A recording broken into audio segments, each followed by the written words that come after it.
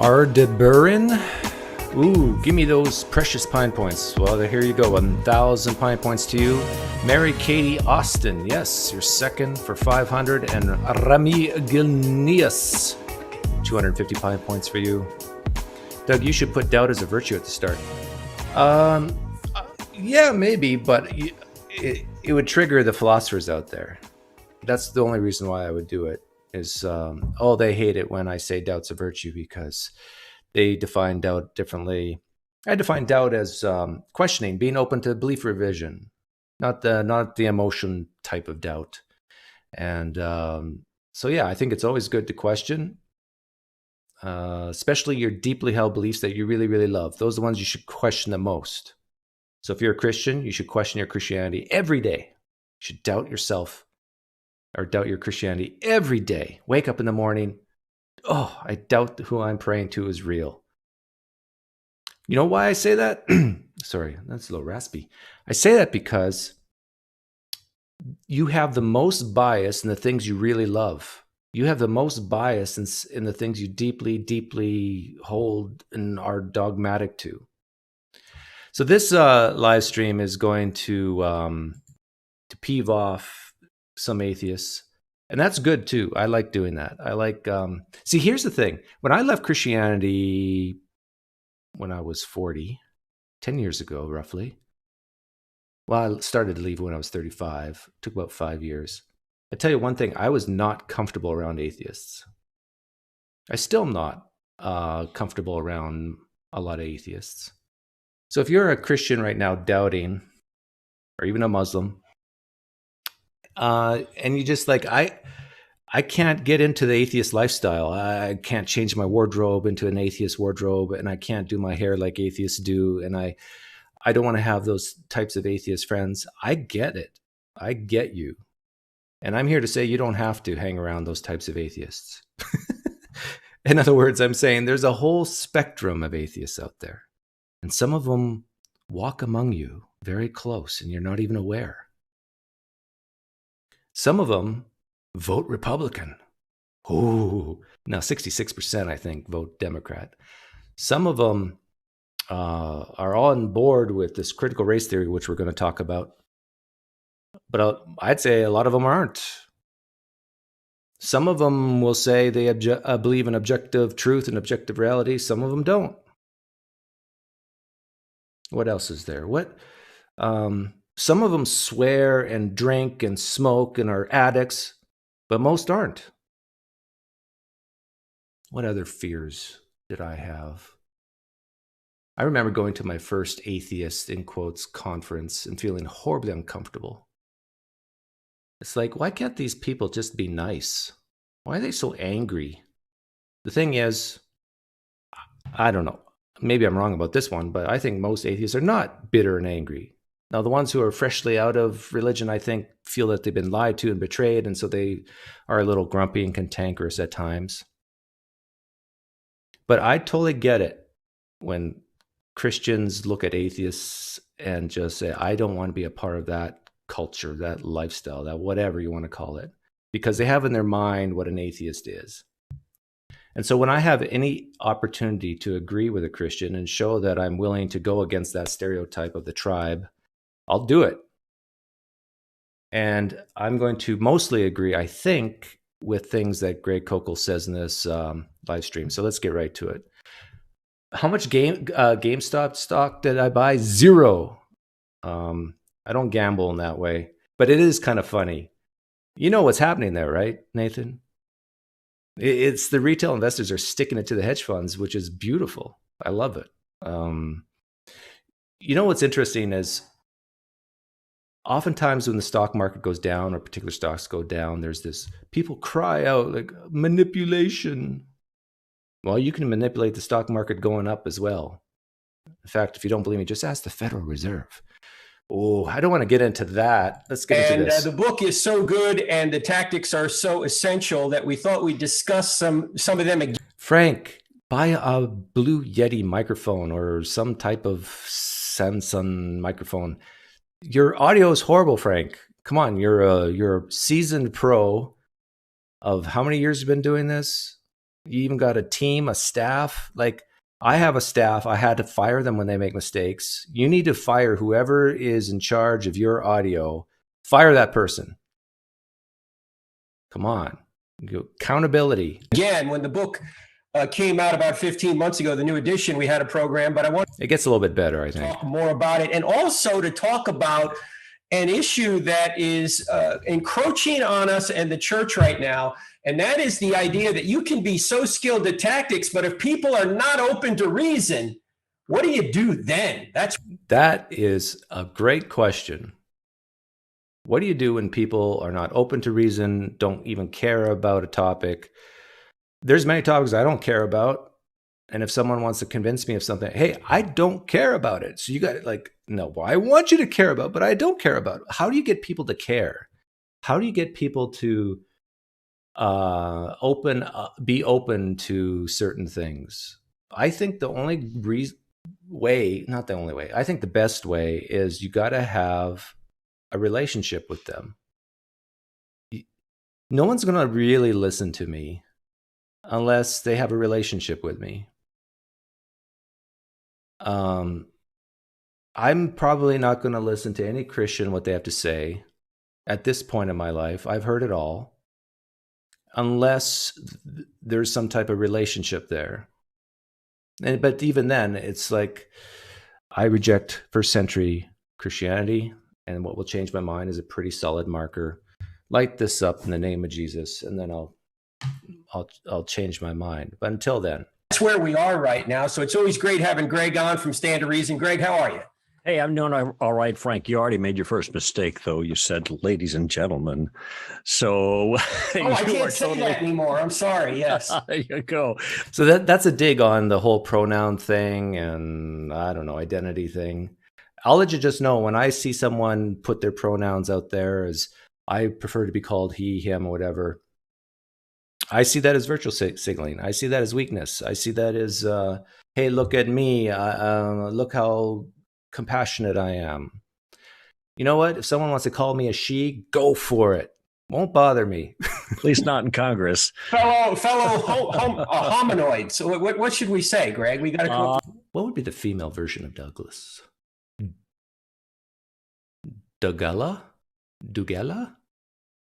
I don't know. The living beings. I don't know what the politically correct terms are nowadays. Well, you know, Greg, that you can't use the word son, you can't use mother, you can't use terms like this in Congress anymore. That at least that rules out a bunch of curse words. Yeah, that's I thought about that. By the way, I read the material on that. It's fairly restricted in scope and where these things can show. What is Satan's preferred pronoun? Well, Satan looks like a woman to me, but what do I know? Very beautiful woman. Satan's in the corner there, beautiful, gorgeous woman. But he prefers the male pronoun. I don't get it. I see, like I have evolved to see Satan as a woman, but Satan prefers the male pronoun. So I call him just to be respectful. Show up. They can talk like that, but they can't write like that, I guess. But, you know, this is a harbinger of what's to come. You know, we're just... Oh, yeah, I missed another one. If you're a Christian who's doubting Christianity and you're thinking of leaving Christianity and you becoming an atheist, I tell you nothing, you don't have to become a vegan either. You don't have to join the religion of veganism or the religion of carnivorism. It's best to avoid all religions. I know it's tough because what are you going to replace your former religion with, right? Well, how about just living? Maybe going bowling once in a while, play golf if you like it, play cards. This is just the beginning of this enforced political correctness, and it creates a challenge for us as followers of Christ to try to engage a culture that refuses. Yeah, do I look like a Karen? Call me Karen. To speak even the language of common sense anymore. Well, that's what I want to get at, Greg, because your book is the standard on how to have conversations. And by the way, if you're listening right now and you're not a Christian, you'll still benefit from this book, Tactics. Because if you want to have a good interaction with anybody on any topic, the tactics that Greg talks about here are applicable to. Okay, and this is a beef I have with you flag-waving Christians. When street epistemologists do this sort of thing, ask, why do you believe this? How did you come to this conclusion? What would change your mind? Can you falsify it? All these types of questions. What do you mean? It's like when an atheist does it using street epistemology, it's, ooh, bad. Or not, maybe they won't say bad, but motives, and you're just trying to convert people to atheists. But when Christians do it, it's A-okay. To conversations even that have nothing to do with religion or Christianity or values. So I highly recommend you get the book Tactics. But Greg, I do want to start with this question because it's been troubling me and I have no idea how to answer it. You know, critical theorists today say that if you use reason, sorry, you're a racist. You're just trying to cover up the fact that you're a racist. They're actually rejecting the use of reason, Greg. How do we deal with people who won't listen to reason? Yeah, that's a good question. Now, the thing is, some people might be wondering, well, what are you talking about, Frank? Nobody says that. Well, yeah, some people do say that. And what percentage of the population? I don't know. I'm hoping it's incredibly small, and I have a gut feeling that it is, but I don't know. But what do you do with someone who says that using reason, using evidence, even using science is a white person's venture? It's oppressive. Like, where do you go from there? Like, you're basically stuck at that point if they won't listen to reason, won't listen to evidence, won't listen to science. Like, if science, see, here's a provocative statement. If science is being white, I don't want to be non-white. It's like science saves people's lives. Like, if you say science is racist or because it was from the white man or something like that, that's not true, by the way. I don't know what to do with you at that point. Like, don't you want, in fact, I would dare to call you morally inferior to me, because I'm all for saving people's lives and you're not using science, medical science. Like, does shaming work at this point? I don't know if I've seen this before, but I don't know if Greg will go to the shaming, but like, is it okay for me to say to a critical race theorist, well, if you think science is white and it's oppressive or whatever, and reason is white and wrong, can I say to that person, shame on you, you are morally decrepit, you are a terrible, terrible person, shame, shame, shame? Like, can we heap piles of shame on these people? Well, that just makes you look more like a racist, Doug. Okay, so what? Still saving lives. First question that comes to mind is, why would you say that? And the way they're going to answer is to give you reasons why reasons don't work. Now, see, I agree 100% with what Greg Koukl just said. That's a beautiful retort. Reason is racist, or reason is from the white man, or whatever. Well, why do you believe that? What's your reasons?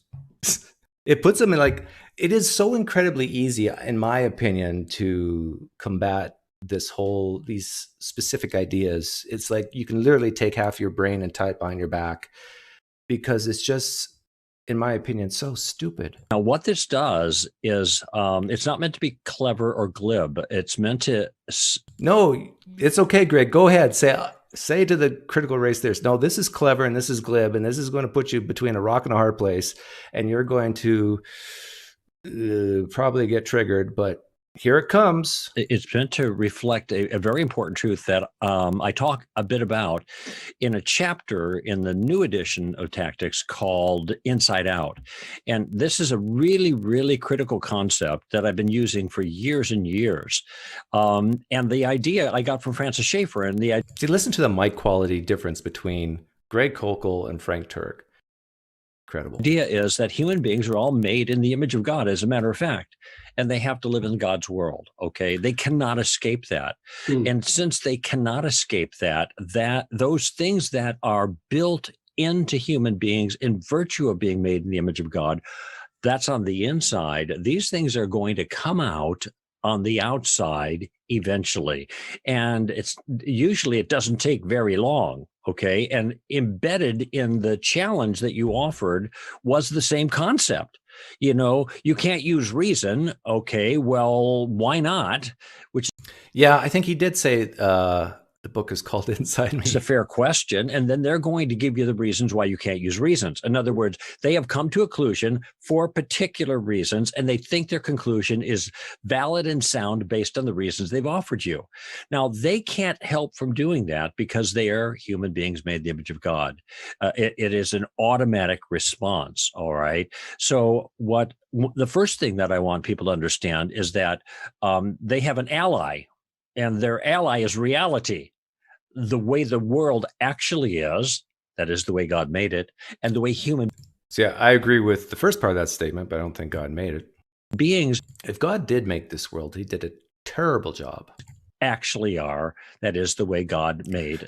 Silky Johnson says in the live stream chat, I feel like Doug might offend people this stream.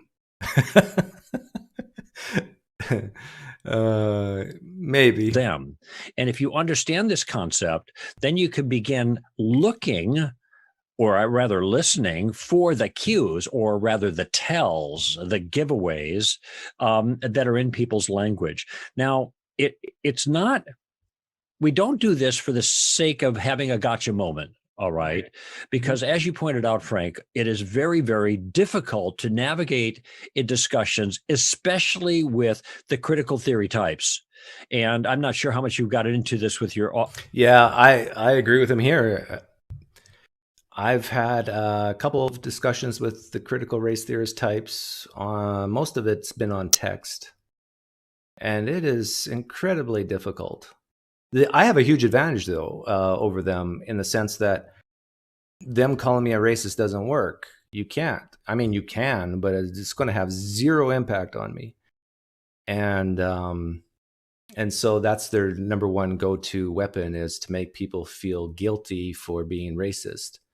With your audience, but basically the whole approach of CRT, critical race theory, is, though it includes more than race, is that those who are oppressors, and that would be people like you and me, like fourfold, because we're not only white, we're also male, we're also heterosexual, we're heteronormative, we're cisgendered normative, and we're Christians. That's 6. Yeah, and the thing is, what if I just identify as a black female right now? Are people more willing to listen to me? I say, hey, look, no, don't be deceived by looks. I'm a black female. We're 6 times an oppressor, okay? Greg, I'm going to cancel myself. My wife might not like to hear that. This can't go on. That's ridiculous. And so what they have done is they have decided that we have nothing. Nick Olson asks, are critical theorists racist under critical theory? Well, that's a good question, but as we're going to hear by definition how they define racist, no, they can't be. But here's the thing. Here's another way to shame critical race theorists. Is they'll use the words oppress, they'll use the word white all the time. In fact, a great strategy to use when talking to a critical race theorist is have a counter, and every time they say the word white, have the counter go up. Or you can make it a drinking game, pull a shot glass back every time they say the word white. But one way to shame the critical race theorist is to say, well, do you believe people who are oppressive are morally inferior? Like, do you think white people are morally inferior because of this oppression? Like, oppression's a bad thing, right? And that's immoral, right? So by saying that white people are morally inferior, they have put themselves in the seat, or even if they are white, of being moral supremacists. So start calling critical race theorists supremacists morally. They might actually just love that term, to be called a supremacist. To say in the conversation. Now, when you ask them why we have nothing to say, they're going to give you their reasons why we have nothing to say. Okay. And why they, because of their own lived experience, they're the ones who can speak legitimately and with accuracy about the nature of the world, the way the world actually is. So it turns out they are common sense realists when it comes to the basic things of the world. They can't get away from that, but they are trying to use other means, rhetoric, demagoguery, changing the definitions of words, accusation, ad hominem, genetic fallacies, all kinds of rhetorical noise to browbeat and bully those who don't agree with them. Yeah, I played there's a black pastor from Canada, and I played a video of him a long time ago. And he was basically preaching, he's a Christian, he was preaching that homosexuality, the act, is sin.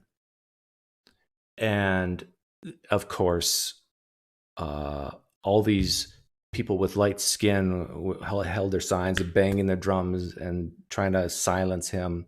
And he was so clever. He used the critical race theorist terminology in his favor. He said, "What, you're trying to silence a black man? Why are you trying to silence me? Why are you oppressing me?" It was beautiful. So this is a very, very tough circumstance to have to face for the Christian. By the way, for the record, I'm all for Christians looking people in the eye, as long as they're free to leave and turn around and walk away. I'm all for Christians looking people in the eye and saying, hey, homosexuality is sin. I'd even take that further. I'm all for Christians and Jews and Muslims, not Jews, but Muslims looking someone in the eye and say, I think you're going to hell for what you're doing. Now, if you don't believe in hell, of course, that's going to have no impact. And if you do believe in hell, then you can start the conversation and just ask, well, why do you think I'm going to hell for this? Well, the Bible says so. Well, why do you think the Bible's right? And then you can have a wonderful, great conversation and take this offensive thing and turn it into something positive. And it's why questions are so vital in the conversation. Wait a minute, yes. Greg. Aren't these people the ones who say that they're fighting oppression? And they're using oppressive tactics to fight oppression? Is that what they're doing? Well, they're using legitimate tactics to fight oppression against them. That's what they say. But you know, this is all part of what amounts to a kind of a shell game. Mm-hmm. And once one understands how critical theory is meant to work, they can see the shell game, and that helps them to maneuver. Now, when a lot of this really boomed onto the scene here in March or May after the George Floyd incident, this is where it all kind of exploded. There were so many Christians that were caught by surprise that they were bending their knees, literally genuflecting to the left, beating their breasts, mea culpa for my white privilege, not realizing how they were being taken in by the rhetoric. And this is the world of ideas that we're facing right now, that the Columbo tactic, the questioning tactic, maneuvering with the other tactics in the book, like the one I mentioned just a moment ago, Inside Out, is going to be one of the few ways that any Christian is going to be able to hold their own in a conversation with these kinds of people. Otherwise it's a lost enterprise to converse with them, because they beat up on the Christian powerfully in rhetorical ways. Well, it may be. Well, and it's not just Christian; it's basically anybody who's white. I asked the question of a CRT proponent on Twitter that what was a few weeks ago. Can you define white for me? What does white mean? And she gave me a list of 65 books to read. One short of the canon, of the Protestant canon, by the way. And I said, well, that's not very helpful, or something like that. And then someone else sent me a video, and I watched the video. I really did. And I tell you, the definition of white is basically anybody who's not non-white. It was just so incredibly stupid. That there is no reasoning with people who will reject reason, quite obviously. But as you point out in many occasions, that sometimes you're just planting a seed, right? You're just planting a seed that maybe it'll sprout later. They may not take your point now, but later on, Greg, it may sprout in their mind and move them. That's right. The phrase I use for that is putting a stone in someone's shoe. And frankly, that's my goal in every conversation. I'm not looking to ultimately change a person. And see, Greg and I are the same. My goal is to put a stone in the Christian shoe. His goal is to put a stone in the non-Christian shoe. We're just We just love making people feel uncomfortable, right, Greg? Mind. I'm certainly not looking to lead them to Christ and get them to sign on the dotted line. That may happen sometime in the future, but not in this conversation. It's just too volatile. There's too much junk in the way that has to be removed. But talking to them, like asking the right questions in the right way, hopefully by the grace of God, using a technique like this, and the two go together. They're not contrary to each other. This is what can get people thinking you could put a stone in their shoe. We're talking to Greg. See, now, from my point of view, Greg, go ahead, put a stone in my shoe. In fact, I encourage Christians to put stones into the shoes of non-Christians. I'm okay with that. But then I think in order for people like Greg not to be hypocrites, they should be welcome people like me putting stones in Christian shoes. And I think they would have a problem with that. I can say what I just said, but I think it's difficult for Christians like Greg to basically go ahead, Doug, put stones in this 20-year-old Christian shoe. No, I think they're a little more hesitant. No, these are young babes in Christ, and no, Doug, don't you manipulate them with your clever street epistemology skills, because there's so much at stake, and they might go to hell and lose their hope, meaning, and purpose. No, don't you do that, Doug. Now, I'm just guessing, but this is, I think, what a lot of them would say or think. Koukl, his newly updated book is called Tactics. It is the 10th anniversary edition. With Frank Turk, my guest, say 3 or 4 days after the podcast is uploaded. So keep it with people that maybe adhere to the left, if you've had any in recent times. What tactics have you found? If someone wants to knock and come in, I see your thing, Chase Holt. On this topic, I want to see your eyes. So if you're not going to show your face, you're not coming in. To be the most advantageous in a conversation? Well, here's where I start sounding like a broken record, because I always take the same approach. All right. The tactical game plan, we call it the Columbo Tactic. It's one of a handful of tactics that are in the book, but the first portion of the book is about the game plan, and the other tactics abet the game plan. So I talked earlier about inside out as a tactic, or as a frame of mind. It's a perspective by which you go into conversations and you listen for certain things that betray an internal worldview that is. See, now how's that different than trapping? So you listen to someone and you listen for a contradiction, right? Now, I'm not knocking that, but I'm saying if people accuse me of trapping when I'm pointing out tensions or contradictions within their worldview, if I can do it, I mean, if he's saying he can do it, then I can do it. Okay, someone's knocking. You got to show your face. I know exactly what. I can predict what's going to happen here, because it's happened the last 2 live streams. Oh, maybe not. Maybe I am pleasantly surprised.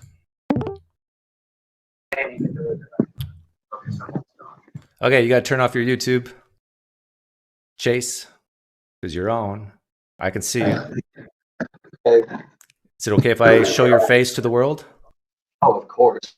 Hopefully you won't scare your people away.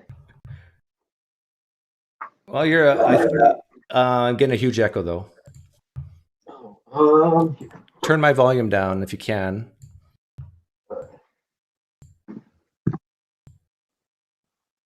How's that? Good. So I'll give you, I really want to get through this video, so I'll give you 5 minutes. What would you like to say or ask?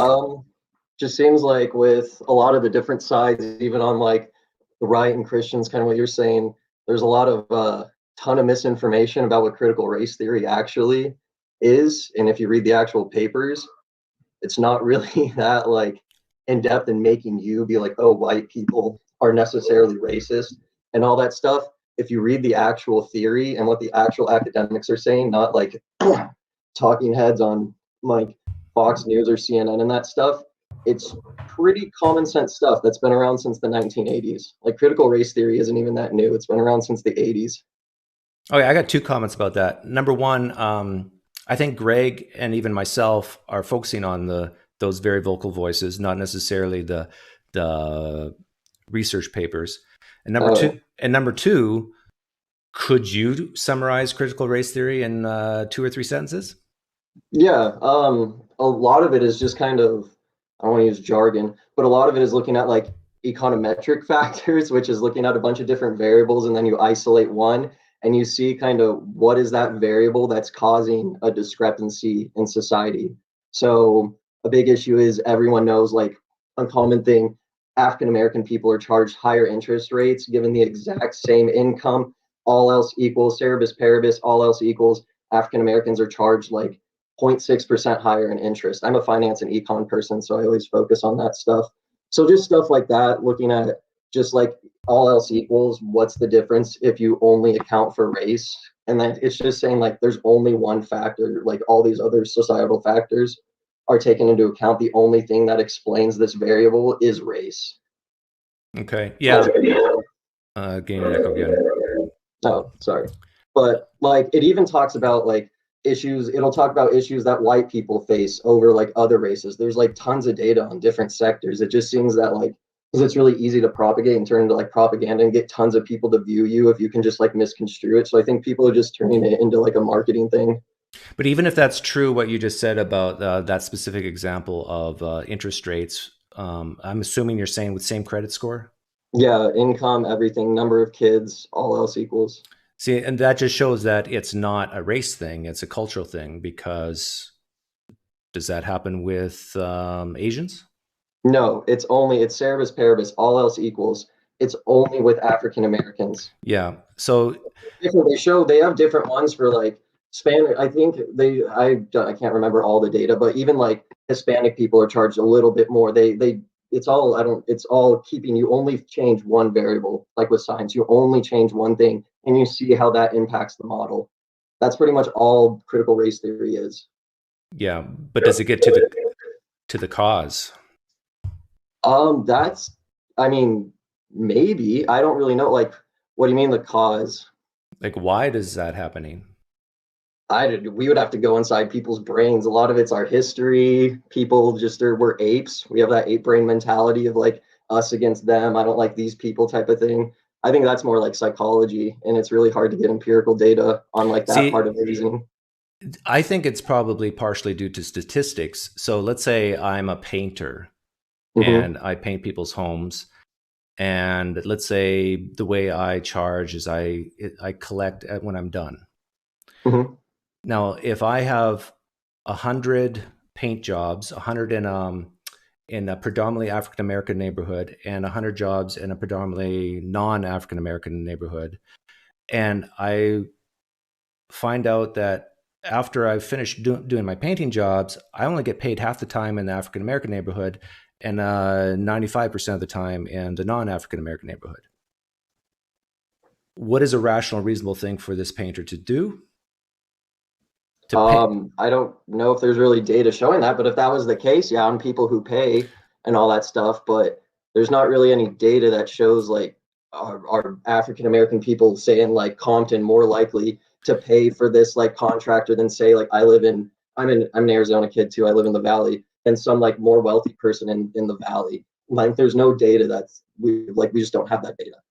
Well, we do have a ton of data on like where we know segregation housing, like the government up until like the 50s and 60s built homes in like suburbs for people after like World War II, the soldiers coming home. Everyone knows that story, and how we only gave those homes to white people and we segregated African American people into like Atlanta and like Compton, and that's why like these ghettos exist today, is because the government put these African American people there while they were building these suburbs, and the white people got to pick like the nice places and like where the good credit scores were and all that. Like everyone knows this huge story, and this critical race theory is pretty much putting this like story of America that like we all know this story into data and coming up with models and theory off of assumptions. So like I'm an academic. I hate like the news and like all that propaganda stuff. So that's why I'm like focused on what's actually being said.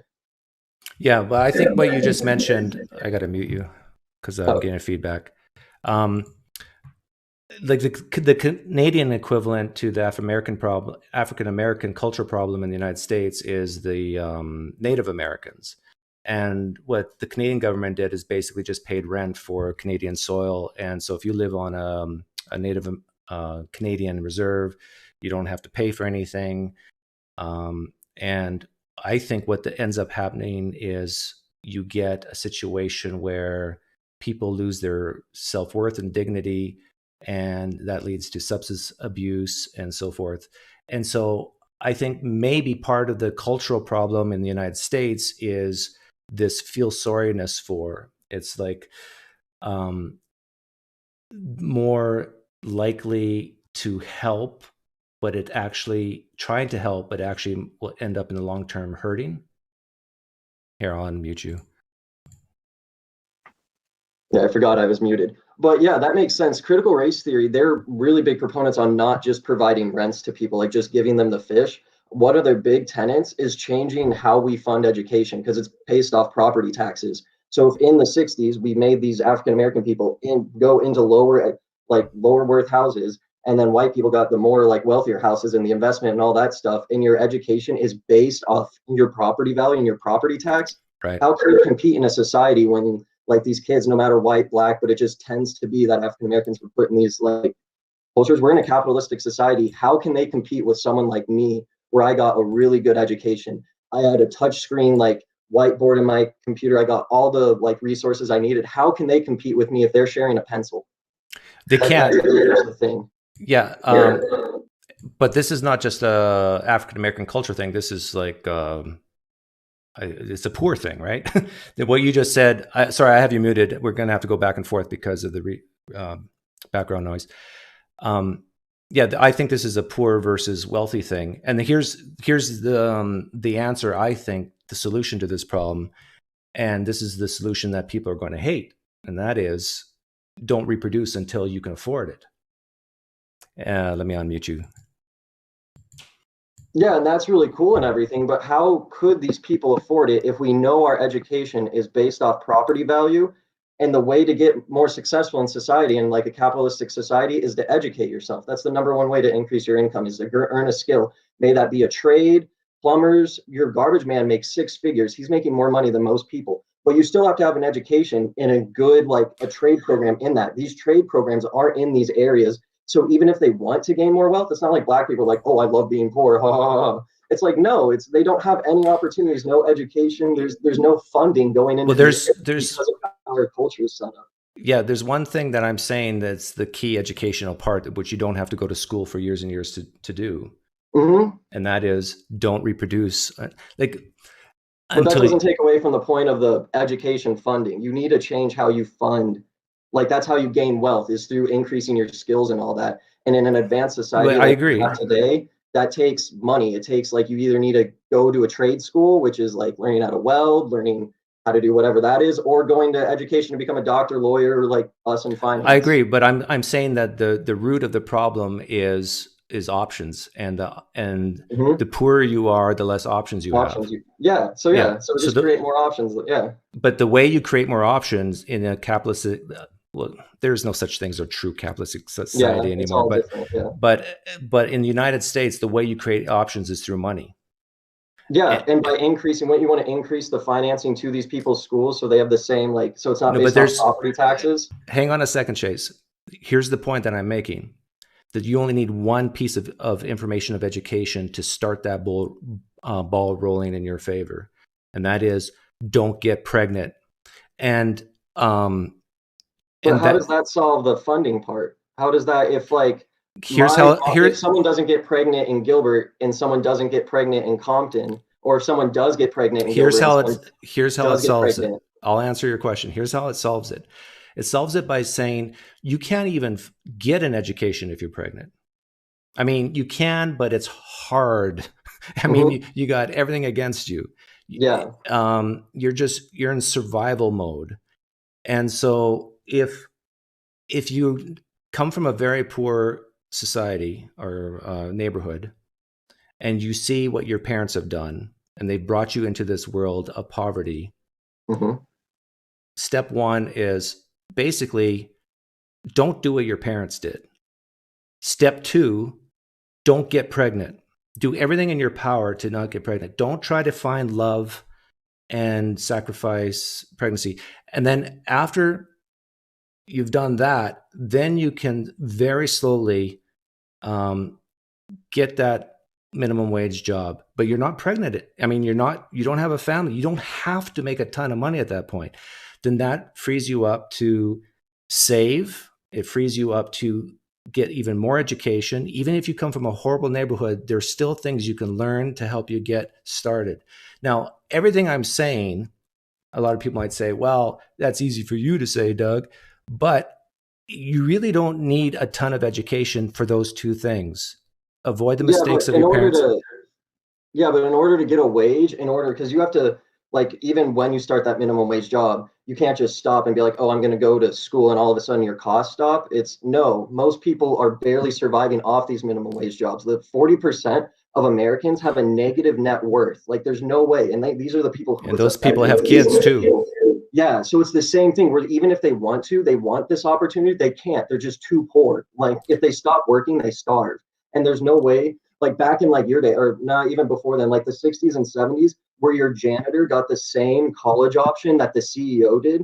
That's just not there. Like the opportunities are just gone. Like McDonald's workers don't have a college fund. They don't have these things to like save. It's just all of their money is going into expenses and it's keeping them down because that would be great if we had. McDonald's is a great example of how you can move ahead if you come from an extremely poor neighborhood.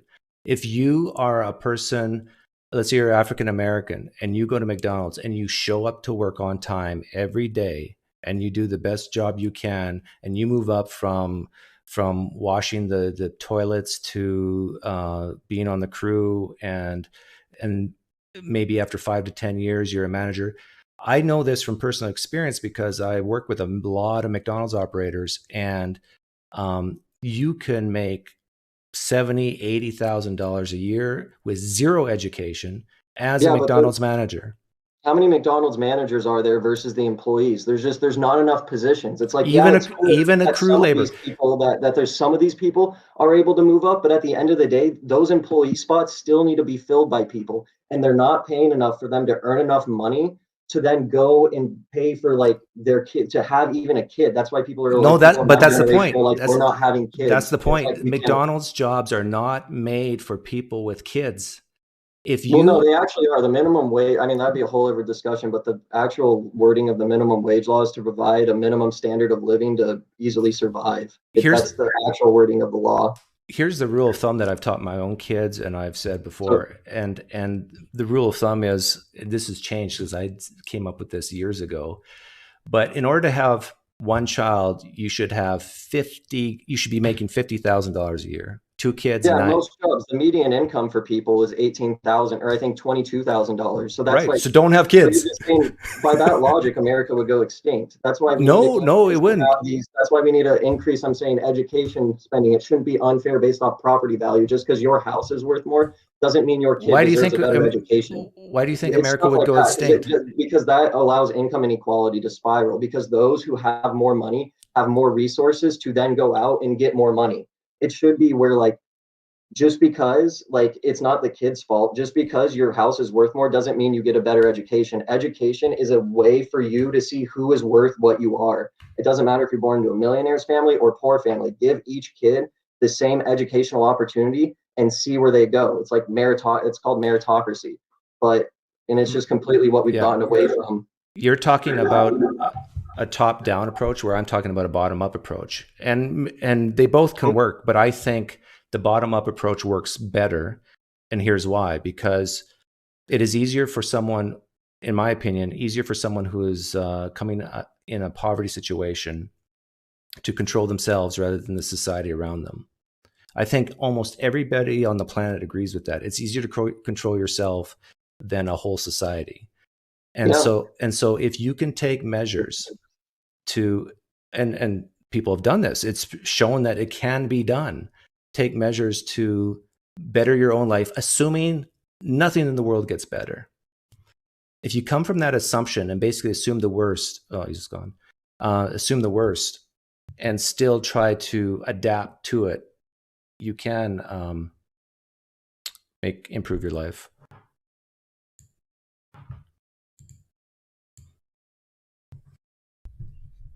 I'll wait a little bit, see if he comes back. Where's your proof, Doug? Proof of what? That you can control yourself better than society? That's just science. Your laptop died, he said. Okay, well, we'll keep going with Greg here. is built into non-Christians that is inconsistent with the worldview that they say they believe in. So Just an example of that, would you? Well, if they say they're atheists, for example, and there's no objective morality, that does follow from atheism, then they begin to make objective moral claims against Christians. See all the bad that you've done. Look at your terrible God. And Richard Dawkins is famous for that paragraph that he wrote, even though he says there's nothing but blind indifference, right. There is no good, there's no evil in other writings. Then he says this God is a terrible God because of all these terrible things we see in the Bible. Well, you can't have an evil God. You can't have the concept of evil as a judgment against a God you don't believe in, because you can't ground evil in your system. And that's why you made the earth. I'm just noticing the chat.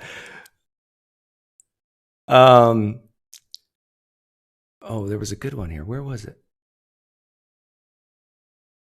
You're better off telling your kids to pick a trade and go out there and kill it and skip 4 years of school in debt. James, right. There's a lot of truth in what you just said. I got 8 years of university education, and there are plumbers who make way more than me. Okay, is he back? Yeah, he's back. Can you hear me, Chase? Oh, yeah, I can. Okay. I can't see you though. But let me. What's that? Nope. Oh.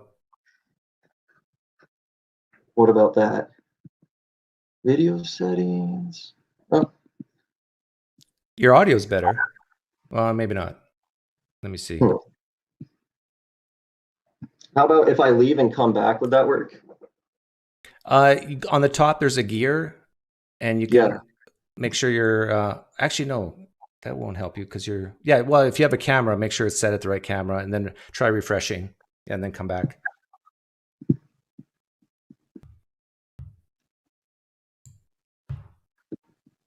Sorry, I'm not technologically advanced for my age. Oh, poor education. It is, yes, horrible. And dang income inequality. Here, I'll just reload it. It might cancel out, but we'll see. There you go. Okay. So do you agree with me that like to buy a house, you got to have proof of income. You have to have a down payment. Mm-hmm. You notice you don't need that for kids? No, yeah. Well, I mean, the government doesn't regulate that. That'd be really weird. I know. Yeah, it would be weird. And it'd be like one China policy type of thing. But let's assume that it's not a government regulation, but let's say everyone had that own personal philosophy in their life. So that they can have the right to have their own kid, or? No, it's not a matter of right. It's a matter of personal philosophy. So let's say, so just like you need proof of income, you have to have a stable income, you have to have enough for a down payment to buy a home. What if you had that same philosophy to reproduce? Do you think this is the African American culture would get better, stay the same, or get worse? Oh, well, as of right now, because of the things I stated with like the income, like the disadvantages and opportunities to like education and stuff, that would drive them extinct. And Jeff Bezos, by that logic, could have like 100 kids. If you get like one kid per like $200,000. So you're saying there's like an income tier based on how much income. Hang on, Chase. This many kids. You just have a bunch of little. Hang on, Chase. Hang on. You said that would drive the African American culture extinct.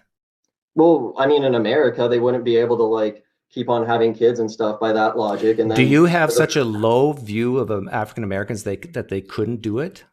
No, it's based on our society and where we are today, on like what I was saying about education funding, like how they are treated in pretty much society in all capacities, like by the police. They're charged almost twice, like one. Hang on. You're going for the same exact crimes, all that stuff. Hang on, you're going on to so many different issues. I asked you a very simple question. Yeah, it all plays. It's underlying issues that relate to. Can you answer my question? Money. It's not like they just don't have money. There's reasons why. Can you answer my question? If the African American culture, and even that, what does that mean? Because there's a whole spectrum. But anyhow, black people. We'll just say poor people. Is that okay? In fact, I mean, white people are poor too. But yeah, exactly. So let's just say poor people. Oh yeah. if a person who's currently poor has that philosophy of same with buying a home as reproduction, do you think that, let's say in 10 years time, their situation in life would be better, the same, or worse? If they don't have a kid for 10 years? If they choose not to reproduce until For 10 years? Yeah, their life would be better because they're in, well, it depends. That's subjective. No. It's like some people's lives are better with kids. Some people like more money. That's like subjective. Okay, but you answered it would get better initially. Well, yeah, but then if it depends on your subjective view, like some people, their whole life is Let's like, say some all people, else like, I being really want equal. kids. Let's say And all then, like, else. some people are like, huh? Sure, some people hate having kids after they have them. I understand, but Yeah, like Elon Musk is much more like, I would rather work and do these things. Chase, than all else being just have a equal, kid. all else being equal, would you agree with me? Their lives would be better? No, I think that's very subjective. I don't think we could say that because some people are like, I'd rather have a kid and that would make me very happy, and they don't care about the money aspect of it. And some people are like, I would rather have this type of money and financial security than having a kid. I think it's very subjective. I don't think we can. What's better, being in a life of poverty or not? Not being in poverty. Okay. Do you think that if poor people had the philosophy I just gave, that would increase their chance of being out of poverty, would be the same, or even worse poverty? Well, in the situation we have today in America, they're going to stay poor because there's no way for them to actually. There's no way. Because we were talking about education because you're like, oh, because the main point is so they can save up and not have a kid to get an education. But we already know that their cost of living and everything just by that menial job and what McDonald's offers and all that, they're never going to be able to afford enough to take time off to be like a part-time worker, maybe part-time student, or full-time worker, part-time student. School's super expensive. So there's no way that they're going to be able, even without a kid, your whole We're not even talking about school right now. There's no way that they can work and afford to go to school. There's no way. Yeah, you can look at the data. There's tons of evidence on that. Okay, is the data 100% one direction? Yeah, well, at least the 56% of Americans couldn't hand you $500 right now. I understand that. 40% of the Americans have a negative net worth. So with that alone, knowing that like the bottom 40% can't even just afford to live, and not all Chase, of them slow down. Given those stats you just gave, is waiting until having kids and having those metrics that I set out, just like viewing reproduction as buying a home, would that help those stats, those negative stats you just gave? No, not really, because they're not making enough in the meanwhile to even make enough to live in order to go to school to earn a better life. Like a big thing, the easiest way to solve this problem is have it back in the 40s and 50s, where the janitor gets the college option for his kid as the CEO, and the benefits are all around for the whole. I mean, this is different on economics, not critical race theory.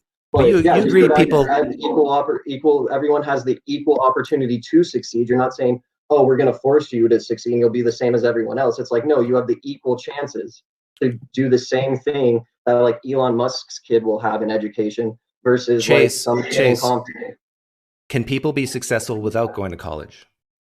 Yes, but it's extremely hard and unlikely. That's the anomaly. That's like the 0.00001%. Most that of us low. Well, yeah, there's 350 million Americans, and how many of those stories we have like Bill Gates and Warren Buffett. And Elon Musk. What about apprenticeships? Yeah, those are really cool jobs. They don't. A lot of them are unpaid. So I mean, for the time being, you would have to like survive on a part-time job and your apprenticeship job. And they're not very many, but those are super good. If we expanded those programs, that'd be awesome. That would be awesome. So it's not just about college, right? Oh, sorry, I didn't hear you. My bad. You're painting this picture that I think that if you're coming from a poor background, there's no hope for you. Yes, a lot of it. Yeah, and you can see that. So how do you explain those who come from a poor? How do you explain the people who come from poverty and do get out of it? Oh, they're the very lucky ones. They're the exception. Luck. 90%. There's data. We have tons of data on this. If you're born poor, there's a 90% chance that you will be poor. You'll stay in the same income. But are you saying it's a matter of luck? A lot of it is the luck of the draw because of all the jobs. Because we're in a society where there's a limited amount of jobs, which is fine because there's a limited amount of people. So there's only so many people that can enter those jobs. So is the and success we have a lot of low-level skilled jobs that those benefits of what I'm talking about, like college pay, which used to be was offered Oprah to all Winfrey these luck? low-skilled jobs, and since they're gone now, there's no opportunity for these people to go up because their costs are so high. Was and there's Oprah no like benefits or incentives to was go the up. success of Oprah Winfrey luck? Yes. How A lot about of luck. How about Will Smith? Yes. Well, luck plays into everyone's success. How It's much like, of it was luck meet and the how right much of it people, was you do the right talent? things. A lot. They had to be talented, but they also had to be lucky. But that's the thing. These people are also If they weren't talented, would they and be where they're at? McDonald's- But what I'm saying is like these people are just as talented and have the same opportunity to succeed, just like Oprah and all them, to maybe not the greatest extent, but they're hardworking people and all this stuff. The cost and all these things, they just can't take a break from their job or to gain these skills and to do that because they would starve because there's no like benefits or safety net in order to allow them to like compensate for that cost because they don't have the ability to like increase their wages exponentially. Like there's They don't need to wait. McDonald's employees for every one manager. It's not like all these people, like all the McDonald's employees They want to don't go need to college or go to trade school. they don't need to raise their wages exponentially. All they need to do is have a gradual increase over time as they gain experience in the workforce. But if only 1 out of 15 I don't even know, let's say 1 out of 10 to make it easier, have a manager position, that's such a slow increase. And what happens if that manager doesn't want to, what happens if they just want to be a manager and that's their goal? Then that's cut off. No longer can you keep moving up the ladder because that's usually what McDonald's wants. They want people who will stay, who will like be with the employee or the company for a long time. So there's a lot of these disincentivized things that keep people down that we need to address that wasn't back there during the 50s and 60s. Oops, what did I do? Sorry. No, you're good. It's my camera. There we go. Yeah, it seems like you want to shift blame. If you had 10 credits of blame for a person's situation in life. So let's say a very poor person, a very poor neighborhood, has a very low-paying job, 4 kids, and is poor. How much blame do you put on society out of the 10 units? How much blame do you put on the person? Well, if they're in a really good example, I'll use my girlfriend. She Chase. She grew up in the west side of Phoenix, which is really, really, really poor. Her education versus my education that I got was so drastically different. Like she literally got to choose geometry. Taking geometry was a choice. She's like, do I take geometry or algebra? And I was like, what the hell? Like, it's just the quality. So Chase, yes, can you answer my question? Their education, because their education is nowhere near up to mine. So they can't even compete with me. And colleges don't even look at these schools. That's why it's really hard for them to even get opportunities because colleges won't even look at their. Chase, can you answer my question? I am. You asked for the 10 blames, so I'm going through and explaining them. And my first one is education. You're telling me how a watch works, and I'm just asking for the time. I'm going. I mean, I'm not a blank. If you want a blanketed statement without explanation, I want numbers. I want numbers. Numbers of what? I got 10 units of blame. You got a person from a very poor neighborhood. Yeah, one of them would go to education. And has 4 kids, and is very poor, low-paying job. That's their situation. How much blame do you give them out of 10 units? So let's say you could, if it's 50-50, you would give 5 units of blame to them for having 4 kids while having a low-paying job, and 5 units for society. How would you divvy it up?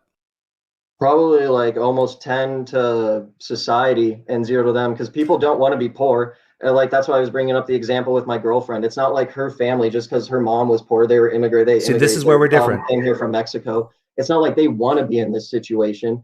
It's because the school that they like afford to go to and all this stuff didn't even offer close to the requirements for scholarships. And Slow down, Chase. College. Slow down. I mean, it's not really that hard to. This is pretty.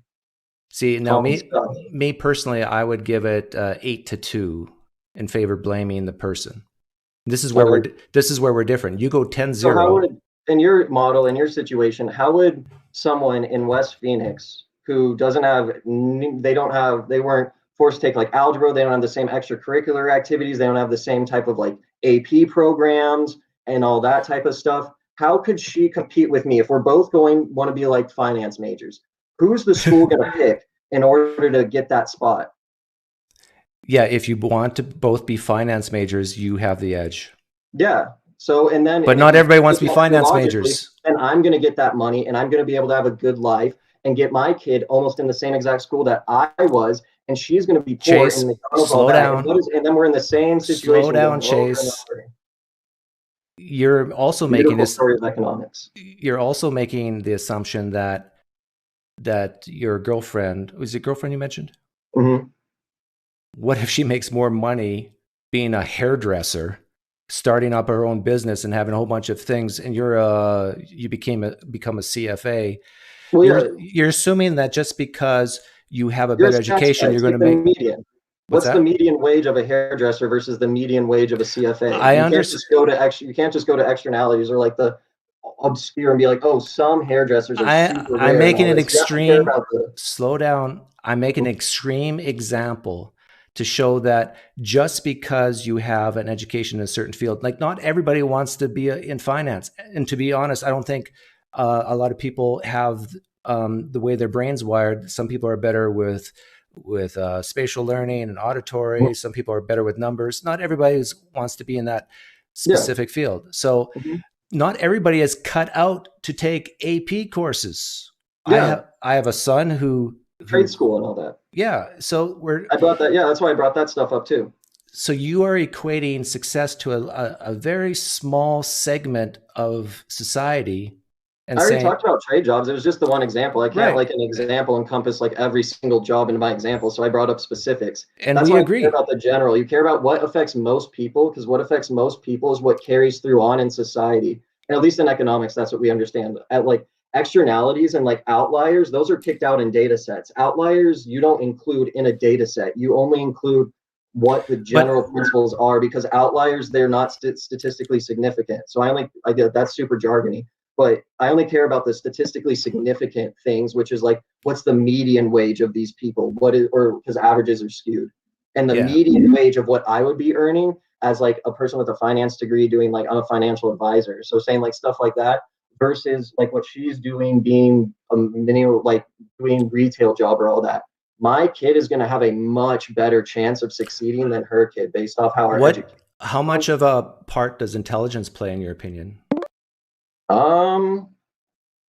On how much you should get paid, I don't really on high levels will pay a lot, but I don't think you have to be super educated to do well, because your garbage man is successful. Your all these other things are doing well too. You can have a lower IQ of those jobs, and it takes time to train to do that. Sure. Getting the programs, all that. Like her school didn't even have a trade program. My school did. You could go. I think it's called like. Is your girlfriend poor? Go and do the trade program. She didn't even know what that was. Like her school, they don't even have that opportunity. Is your girlfriend very poor? Yes, she grew up in West Phoenix. If you know that area. Okay. Kind of off like 87th and. Yeah, I'm familiar. Yeah. So, well, yeah, that's just kind of my. So if your girlfriend does make more money than you someday, how do you explain that? Just luck? Some of it's luck. A lot of it. Well, I mean, if we're married and all that, then I mean, I could afford for her to like take a break. No. What she wants to do and all that. If she becomes successful on her own, is that luck? I don't. No, not if she becomes successful. I mean, partially luck, yes. Everything, I think, me getting to where everything's partially luck. Into everything, it's like you.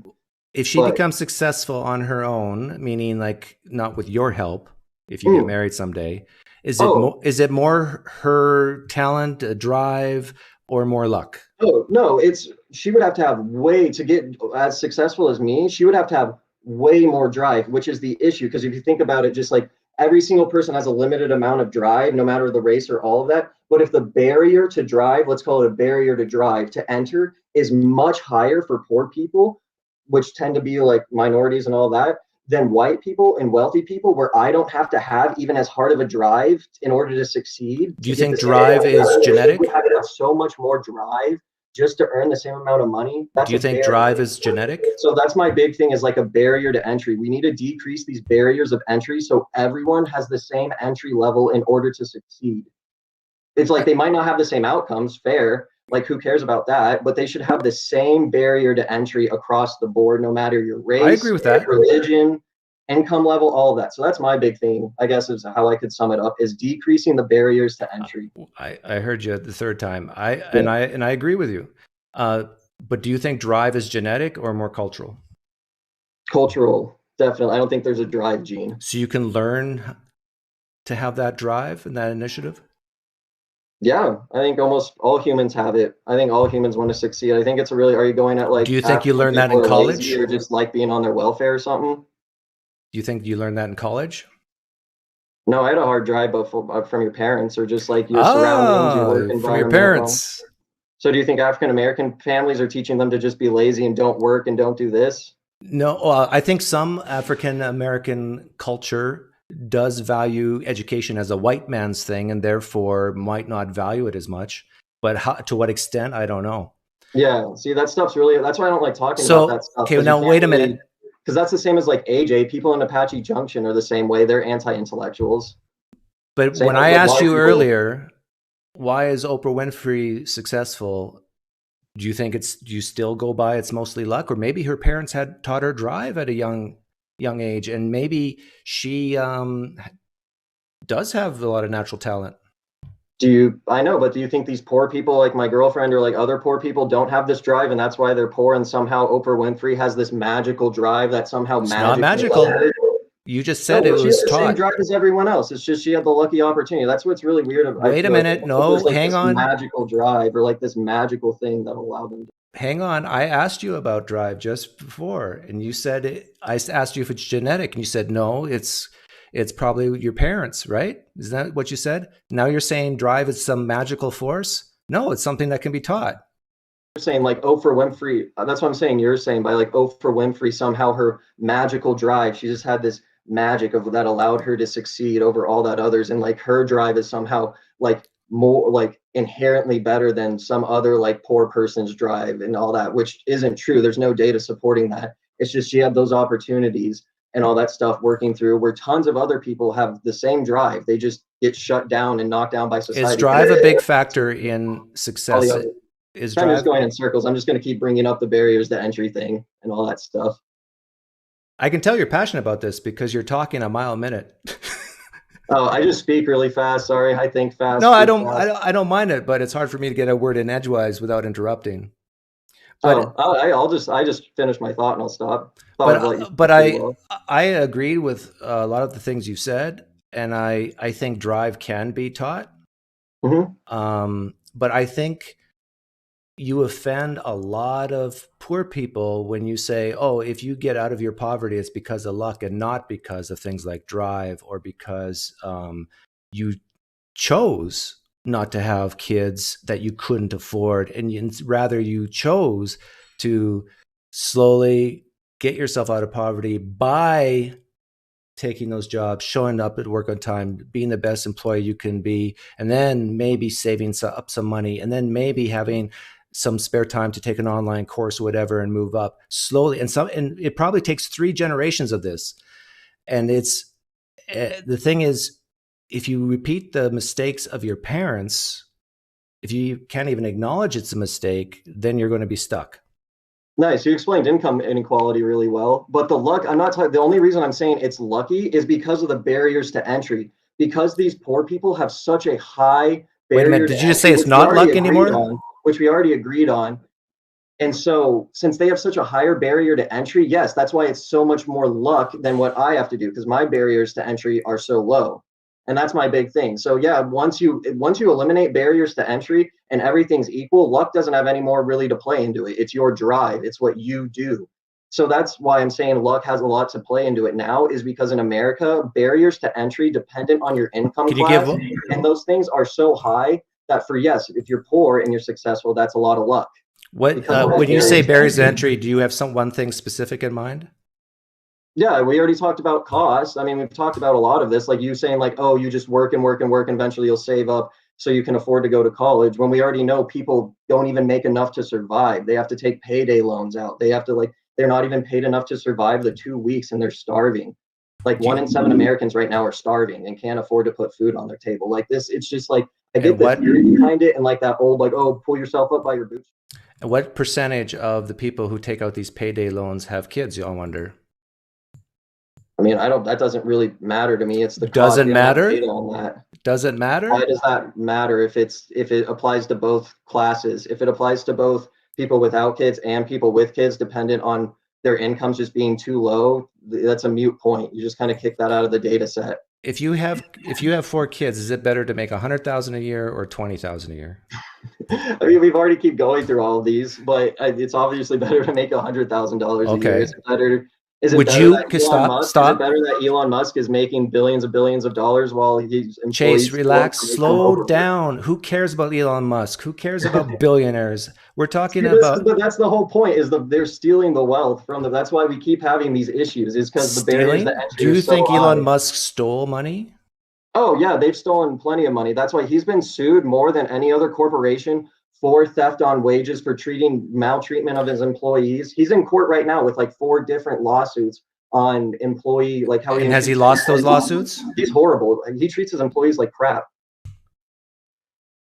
Do you believe there's any very wealthy person who earned their money honestly?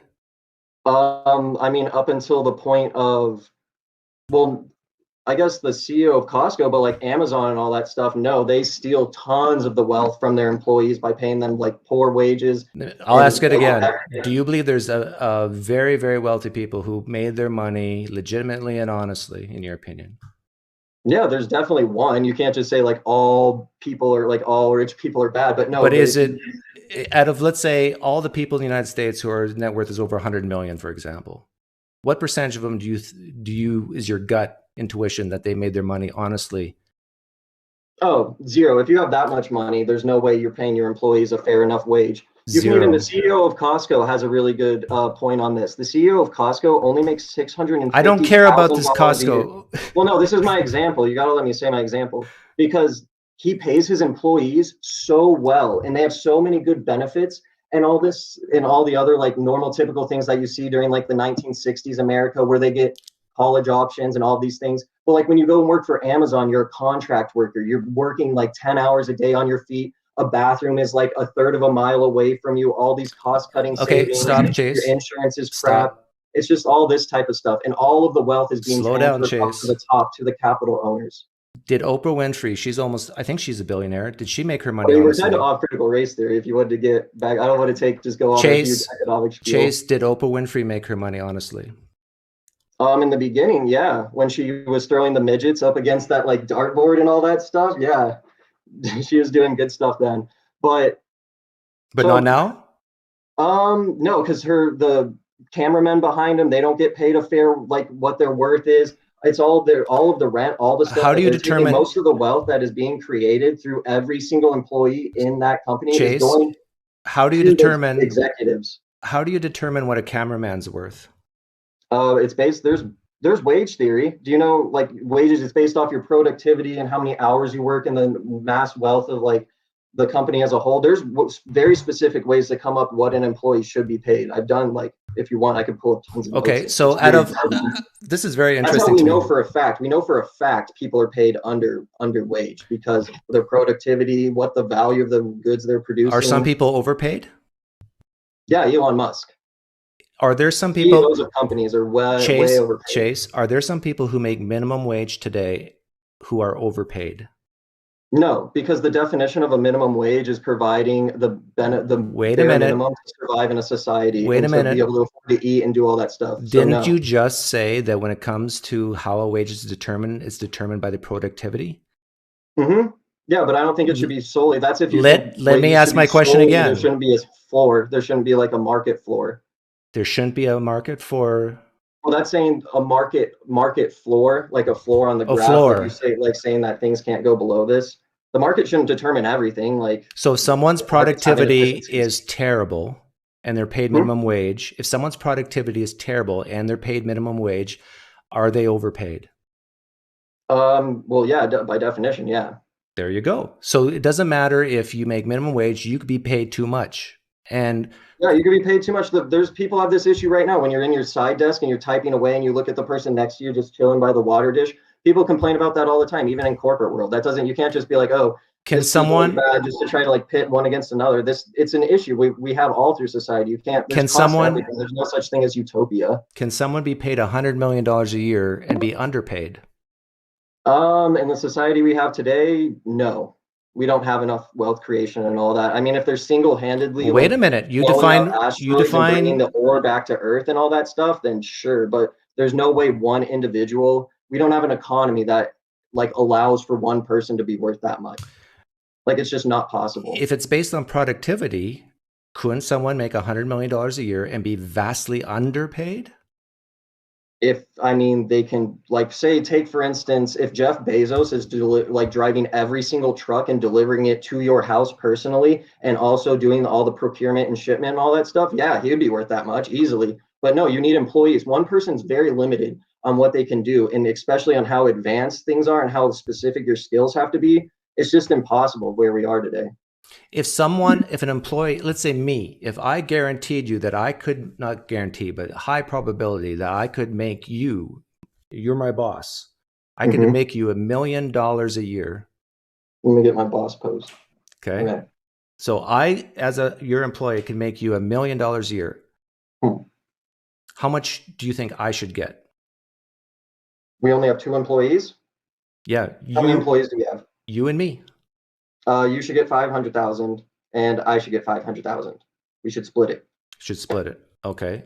If we're doing fair and equal jobs, I would assume we're doing like equal work. No, you're not doing equal work. I'm basically like, you're sitting on the beach. How much revenue do you bring in? I would pay $1 million. for how much revenue you bring into the company. I'm a person. Whoa. What did you just say? You'll pay me for how much revenue I bring in? Yeah, if it's above a floor. Okay, yeah. So if Elon Musk brings in costs and all that other stuff. So if Elon Musk brings in $10 billion a year, would you pay Elon Musk $9 billion?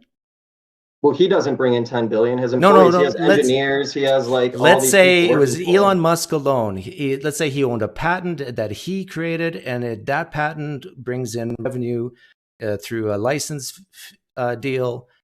Let's say. Oh yeah, then he like sells them. Yeah, people make tons of money like that by selling patents all the time, and then they never. How much would you pay Elon Musk if he brought in $10 billion a year through that patent? Oh, if he sells the patent and doesn't have to work and do that, and that's what the market values it at, sure, give it to him. But I mean, what? Give Elon Musk what he's due? No $10 billion bucks. No one's getting paid that much money to create a patent, though. Did you just say Elon Musk is actually worth $10 billion if he has this patent?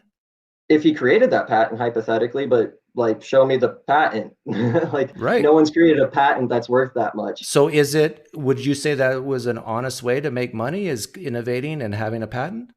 Because he created and put the work in and did all of it himself. Yeah, just like the guy who made the catalytic converter that makes your like gas go out, makes your car produce cleaner. Let's be clear though. All that. He's still getting paid to this day, even though he made it in the 80s. Every catalytic converter that's put into your car, because he designed it and did all the work, he's still getting paid for it, and that's fair. He did all the work and all of that. Like, so there's a good example of someone making billions of dollars who deserved it, right?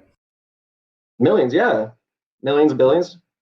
And it wasn't. I don't know how much exactly he's made, but I don't know. And it wasn't through cheating. Made like over $100 million off of like a patent and all that stuff. Wasn't dishonest. Like a really good example. Like look at GE. Like when Thomas Edison, I think, isn't that whoever created GE? He created a couple of patents. But then he had this huge workforce to go out and start creating more patents, and then he would take them in his name. That's what happens. Chase, these people create these companies. Chase, just a few minutes ago, I muted you because you're just going a mile a minute. I think just a few minutes ago, I asked you a question about people making over $100 million a year, and what percentage of them do you think made it honestly? I think I asked, and you said close to zero. And now we're talking about people who have patents, and honestly, they deserved it, you said, I think. Right? So you want to up that number now, or you want to keep it close to zero? Okay. Well, thanks for coming on, Chase. Take care. Woof. I must admit this is fun. I can't see the chat, by the way.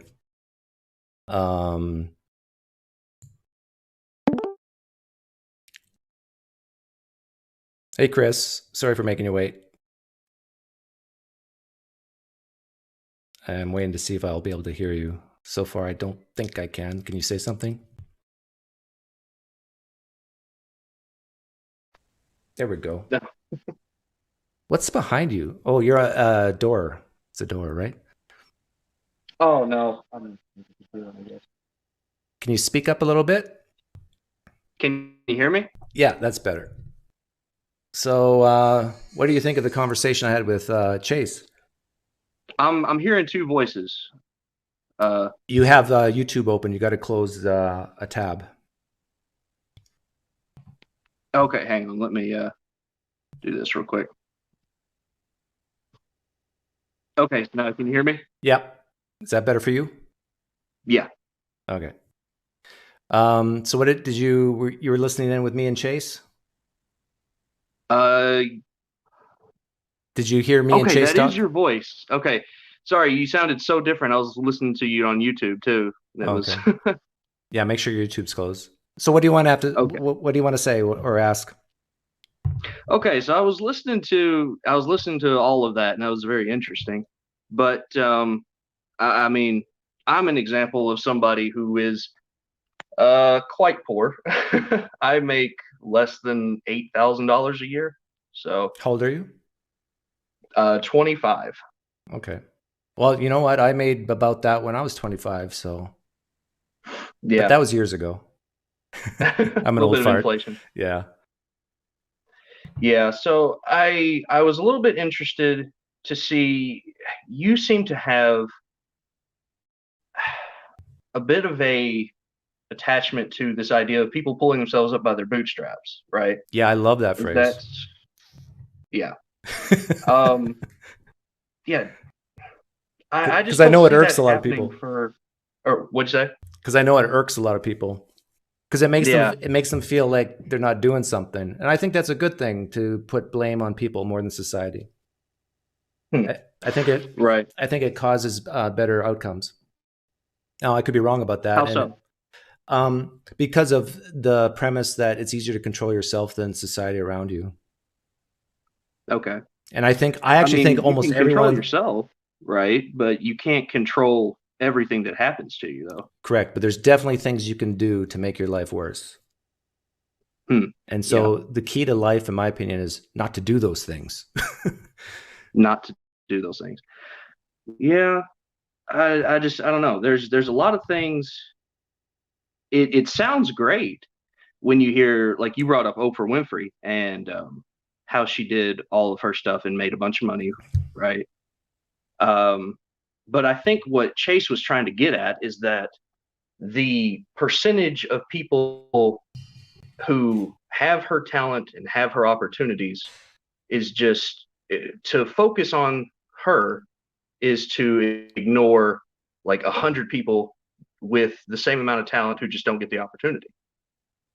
Yeah, and well, I think she came from a very poor background too. But life is unfair, and it always will be. And so that's the lesson I know. I've taught. That's the lesson I told my kids. So I teach my kids that you don't expect life to treat you well. But I do think that if you look at yourself first before others. By the way, this is one verse in the Bible I agree with. Don't try to pull the log out of someone else's eye. No, the speck out of someone else's eye, but look at the log in your own. I think there's a lot of truth to that. And yeah, but I get that, there's certain parts of this country that are basically like third world nations. Yeah. And and that the opportunities, I don't disagree, the opportunities are less. But my point is that there's definitely things you can do to make your life worse, and don't do those things. And one of them is reproduction. It's probably the biggest one. Yeah, I don't get that. Why? Can you explain a bit more why reproduction? Because it costs money to have kids. True. Yeah. Big money. I think Chase brought up the point that, like, if everybody that's poor doesn't have kids, because I mean, do you see does everybody have to pull themselves up by their bootstraps in order to be responsible in having kids? Well, yeah, in the sense that not to do it. Like, if you're a person who believes that you can actually say no to having kids, Mhm. then that puts you in a situation of saying, oh, okay, I'm poor. Why would I bring in a child into this world where the probabilities are great that at this point in my life, I can't give them the options that I want to give them? Right. Do you think that that would lead to a situation where only rich people have kids?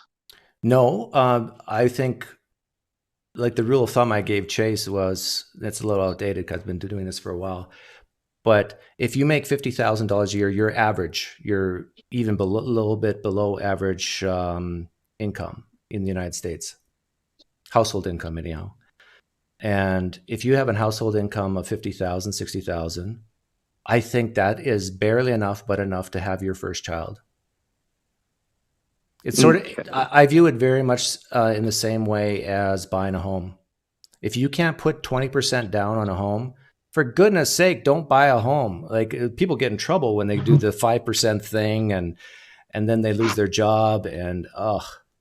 That's actually pretty interesting from my perspective because, well, I had my parents' help, but I bought a house. I'm in a wheelchair, just in case.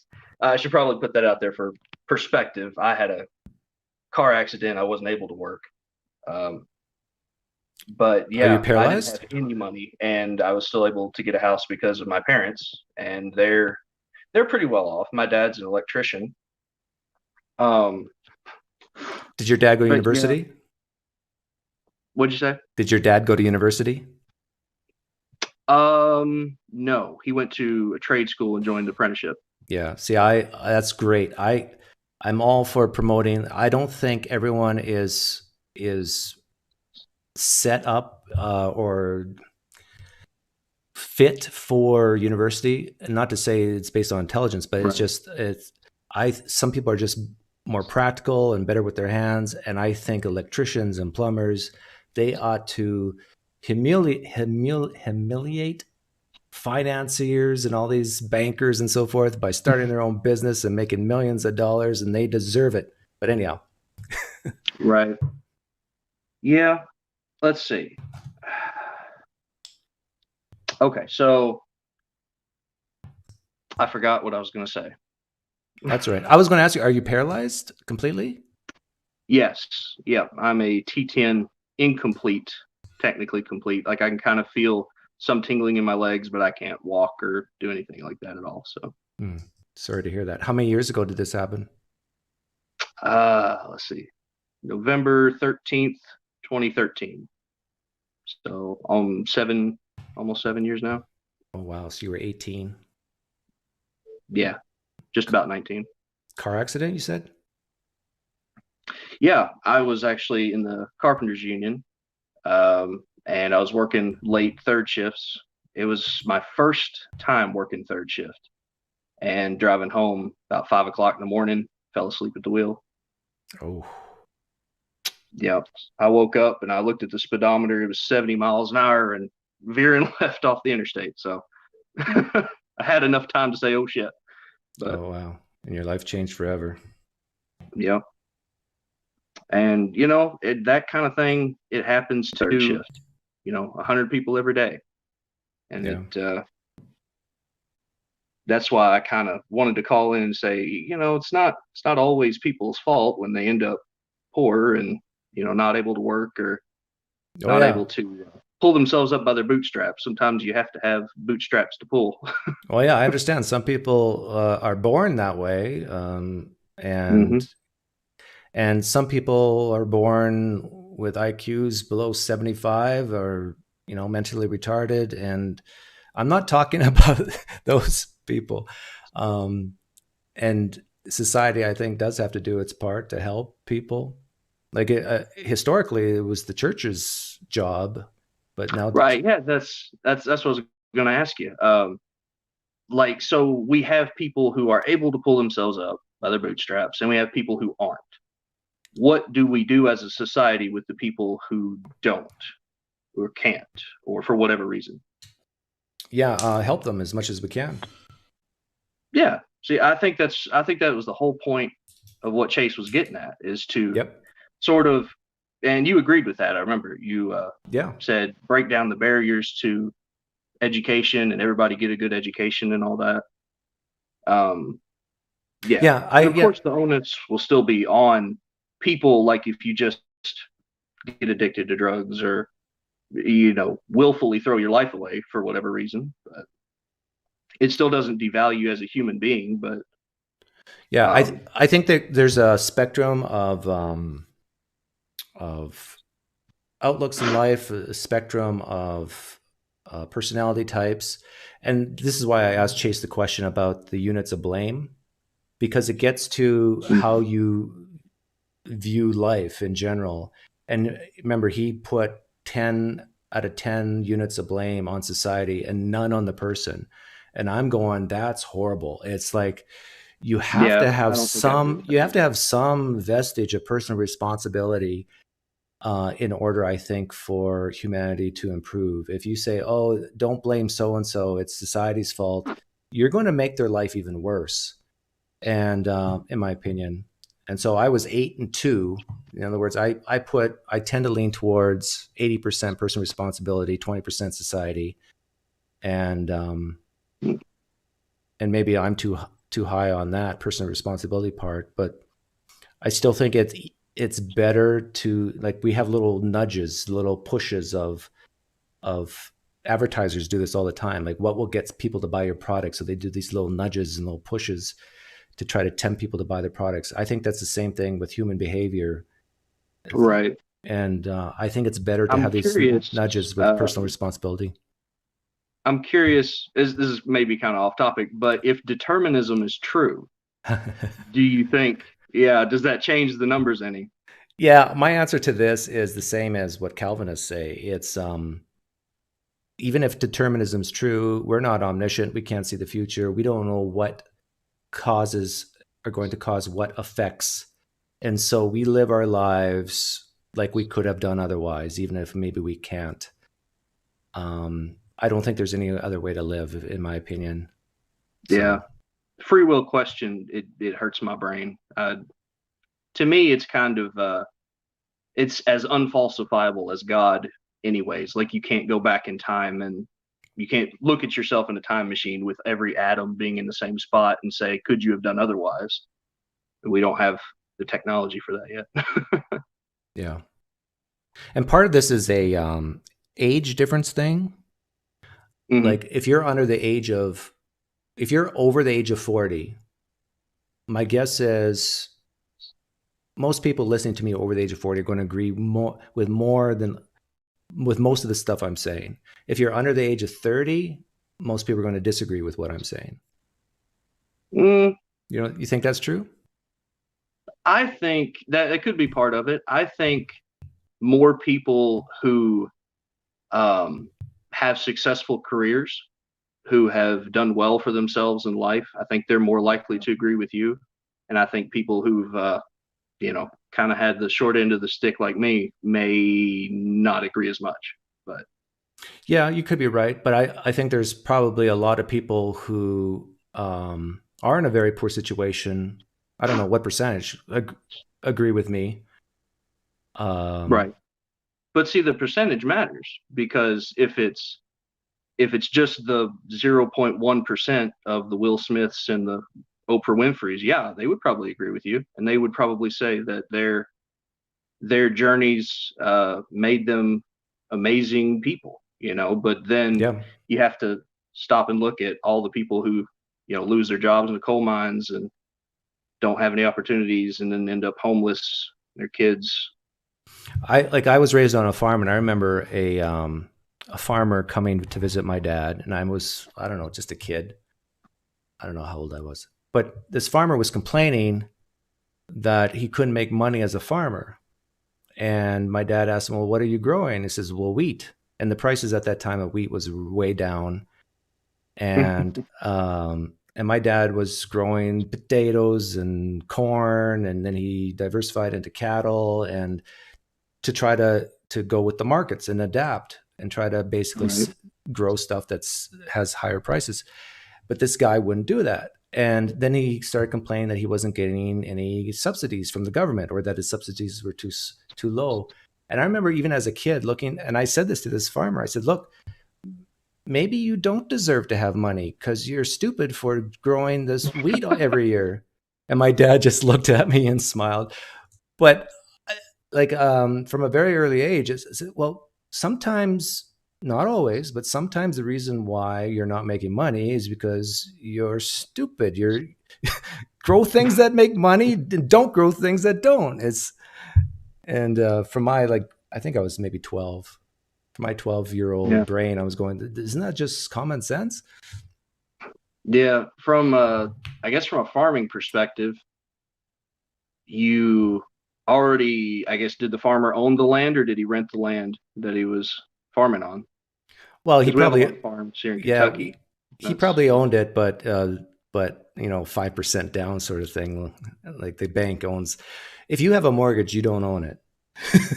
Yeah, that's the way it is around here. All the farmers, they look rich. They have big houses and millions of dollars worth of equipment, but they don't own any of it. So what are you doing for work right now? Nothing. I get SSI right now because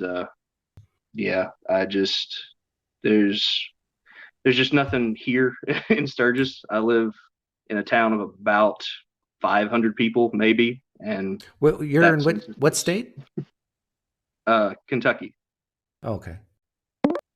I'm just thinking if I've been there before, because that name rings a bell to me. But I'm thinking I'm Sturgis, South Dakota, I think, or North Dakota. Yeah, that's the big motorcycle rally, and we're Little Sturgis. We have kind of a knockoff every year. Oh yeah, that's right, Sturgis, South Dakota. Yeah. Okay. Well, thanks for hopping on.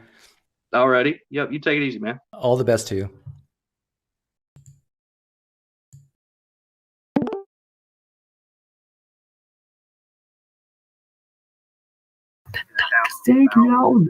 Hey.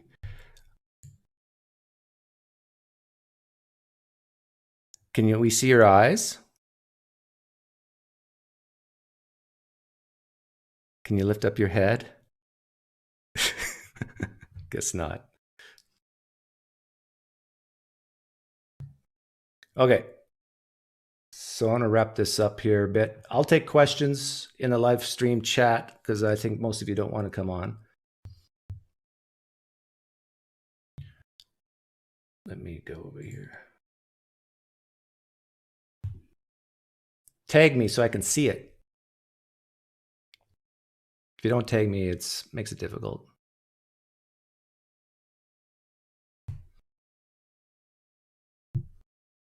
I think that guy who came on at the end was the guy who says the N word every week or every time I go live. Yes, man, and I Myron, there are stupid people with money.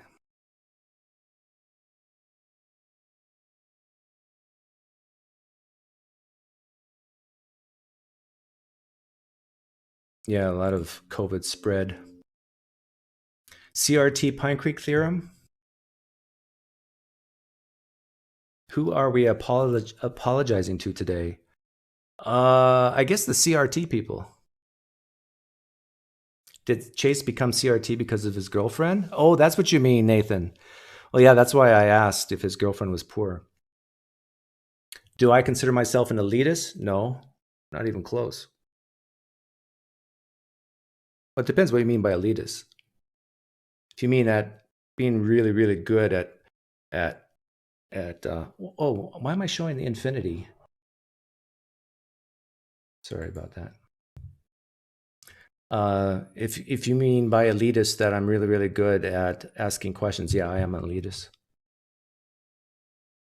PineCreek, if your family gained stolen land hundreds of years ago, would that benefit you now in the form of cumulative capital generation wealth? Yes, Skeptical Mantis. Jose Luis Gonzalez, PineCreek, could come on for a few minutes, not a theist, but I can't show my face. I'm doing stuff around. Well, you got to give me a reason. Actually, yeah, let's just keep it chat because I have to stop probably, I don't know, definitely within half an hour. Strange stream where PineCreek doesn't talk about religion, agrees with apologists. Yeah, it is strange, isn't it? Morning Star Talks. I would actually like to talk about his disagreements about veganism, but I work every day. Is it just because of the vegan culture? Yeah, I hate the vegan culture. I don't want to have to buy a new wardrobe.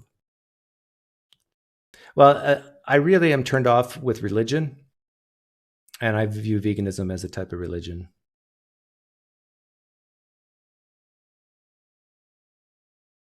Did your wife grow up in a lower income family? She grew up in a very similar, well, her dad was a professor, but they weren't rich by any means.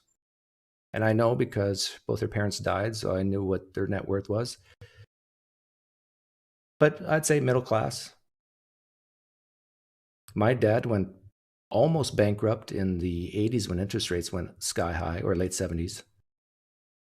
So he's gone from like 0 to millions, back to 0, back to millions. My dad was, he was a risk taker, and he was punished and he was rewarded.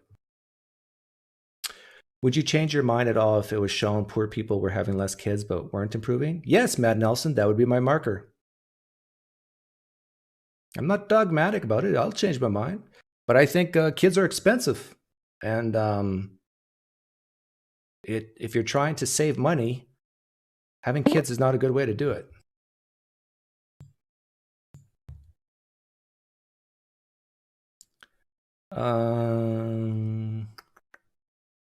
Veganism is a cult.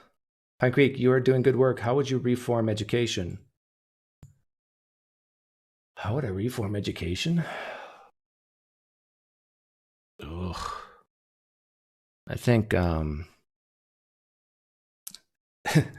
think part of it starts really early, like when the kids are before 5 years old.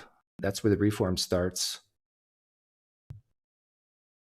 If you have a situation where the parents, like having kids is incredibly difficult. I mean, to do a good job at it. Now, what's a good job? Yeah. But I think it starts early. Like I think the majority of the battle with education is having parents who value education. If you don't value education, you can have the best teachers in the world. And if you're coming home to parents who are saying, don't listen to your teacher, or who cares, don't do your homework, we got to do this instead. It's a battle. If you tag me, you got to tag PineCreek, not Doug Allenbird. Do you accept that some people lose everything, their job, and then their home, and it's not their fault? Yes, I do, Alan Bird. It's amazing. Keep asking questions like this, because I think I'm going to shock you guys with my answers. You're going to hate it, but I'm going to end up agreeing with you on a lot of things.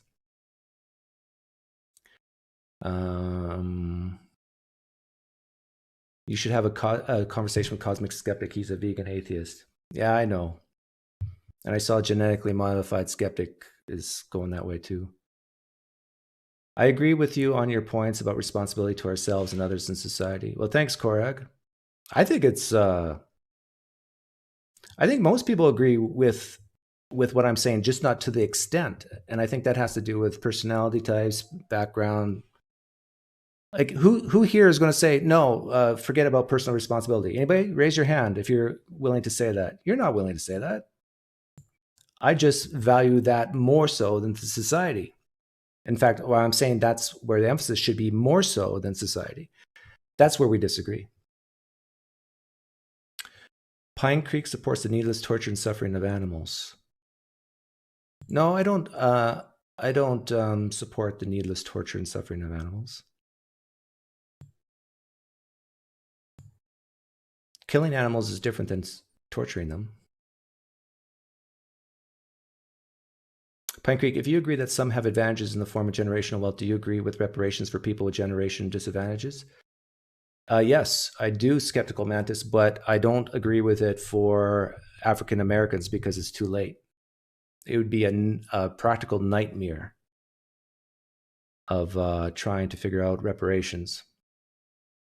Like, what if you have 1/8 whiteness in the lineage? Do you subtract 1/8 of the reparations? It would be a logistical nightmare. Am I a bit of a stoic, perhaps? Well, not in philosophy, but in personality type, yeah. PineCreek, if the parents valuing education is paramount, what if those parents missed a good education and weren't raised to value it? Shouldn't our government step in to help raise the value of education? Sure, but all you need to do is have a billboard say, value education. That's a good start. And by the way, don't have kids that you can't afford. You just need a billboard. You don't need 4 years of education in university to figure that out.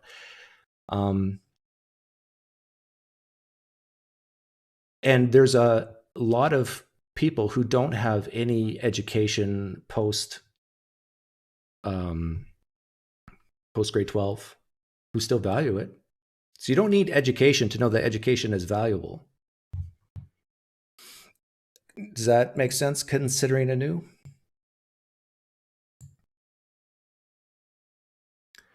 Gabba B, PineCreek, if you're eating carnivore, no way around it. Those animals are not merely kid. They're bred in dreadful conditions for years before that happens.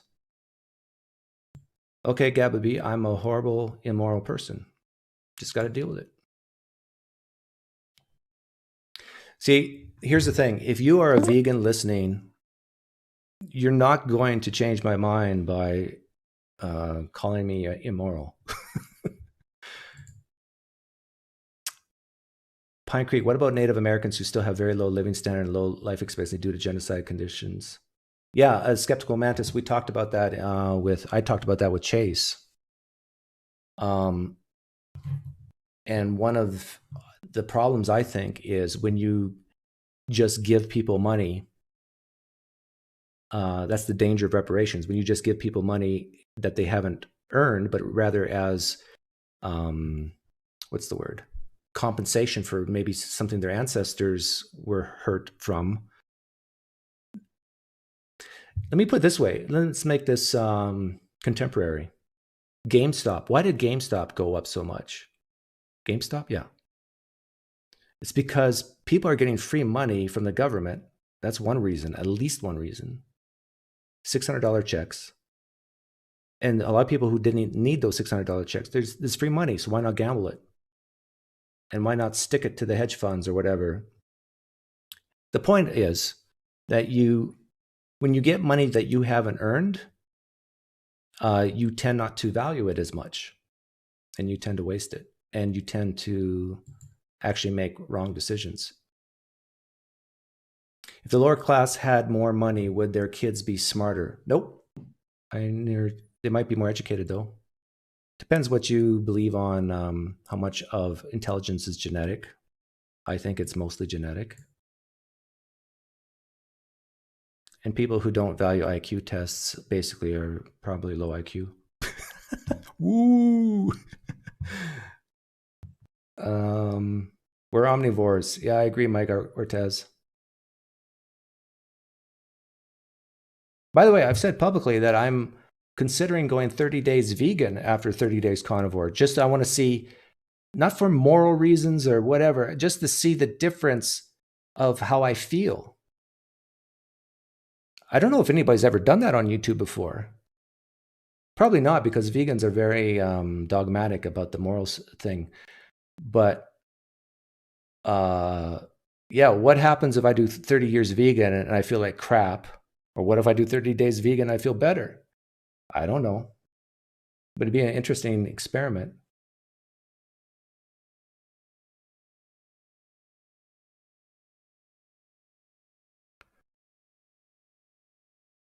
But if you guys have any more questions about this, pull yourself up by the bootstrap business, hit me hard. Hit me as hard as you can with your questions. Doug, can you please provide any evidence that a single dollar of $600 stimulus went to buy GM stock? No, I cannot, Michael Deaton. You can just ignore what I said. I'm just speculating. I'm giving you my guess. Relax.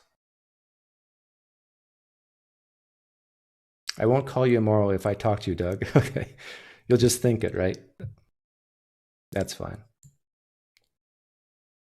How do you think education affects someone's ability to say yes or no to unprotected sex? Very little, actually. I think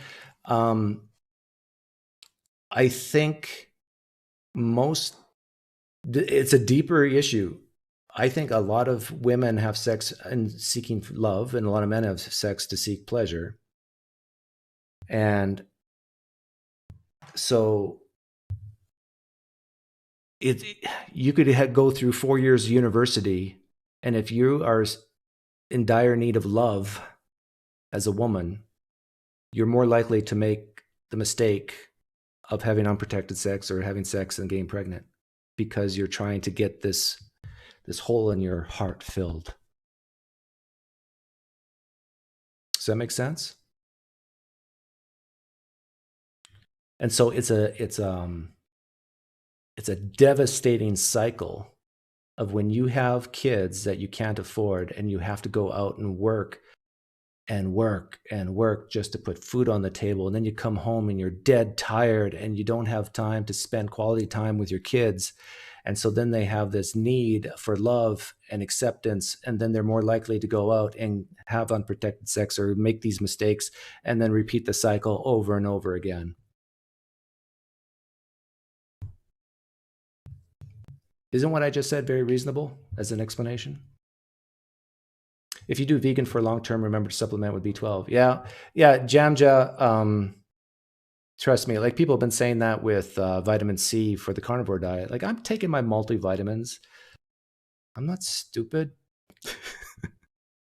There's a channel called Buff Dudes that did the carnivore and vegan diet. Oh, okay, so I wouldn't be the first one to do it.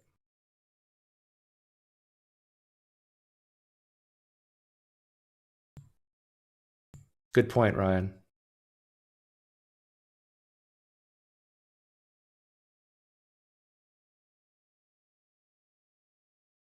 Oh, they're talking about sex education in school. Yeah, even that, like I think a lot of people do better, especially if you're younger, do better with just rules. This is why religion is so powerful. I think a lot of people just need to be told what to do. In fact, they prefer just to being told what to do.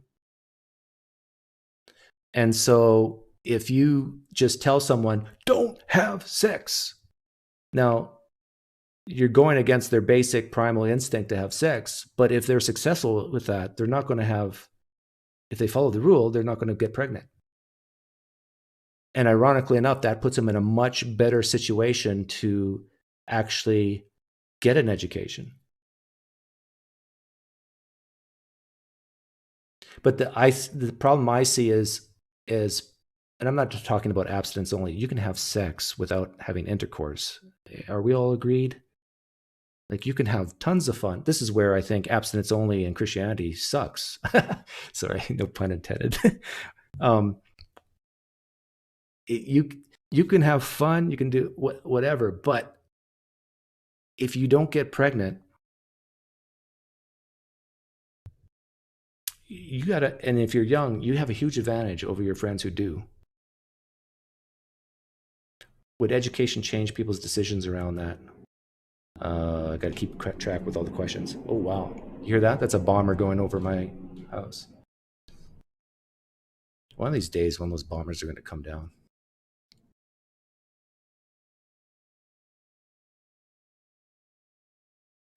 So my point, Digital Gnosis, is you don't need hours and hours and hours and hours of sexual education to not get pregnant.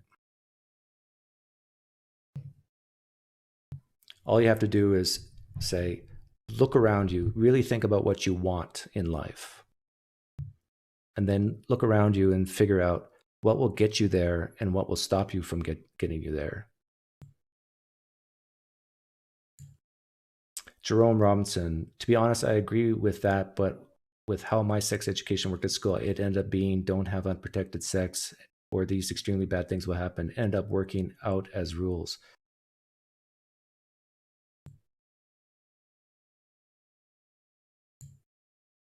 Reproducing is a fact of life. It can even be said to be the only point of life. I agree, Flum666. I agree that a lot of hope, meaning, and purpose comes from reproduction. But this is the question I asked Chase earlier. If you're poor and you have 4 kids, would your life be better, same, or worse if you're poor without 4 kids? Now, I'm talking in terms of the whole family, not just the person. I can't help but say your life would be better. It would be better for you not to have the 4 kids and be in poverty. Is that crazy talk that I'm saying, or is that reasonable? Now, I think what I would call the bleeding heart liberals, the tree huggers, the sandal wearers, the granola crunchers, they would say, well, you can't expect people to not have kids. Why not? We expect people to have proof of income and a down payment to buy a house. Children are way more important than a house. Right? It's reasonable.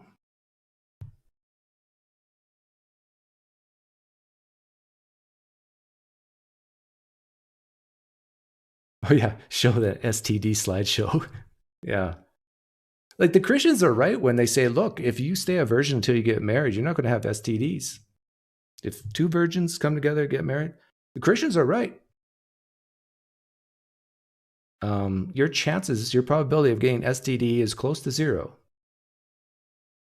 And I kind of like it that atheists who sleep around hear that and dislike it. But Christians are right, and the Muslims.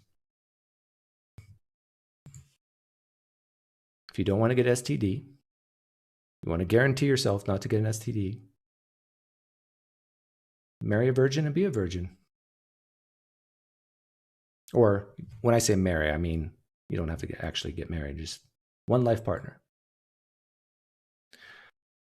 I think having healthy conversations about health, sex, and life is part of education and would lead to less people being pressured into unprotected sex. Yeah, I agree. But I think it has to start really early, Nathan, and preferably in the home.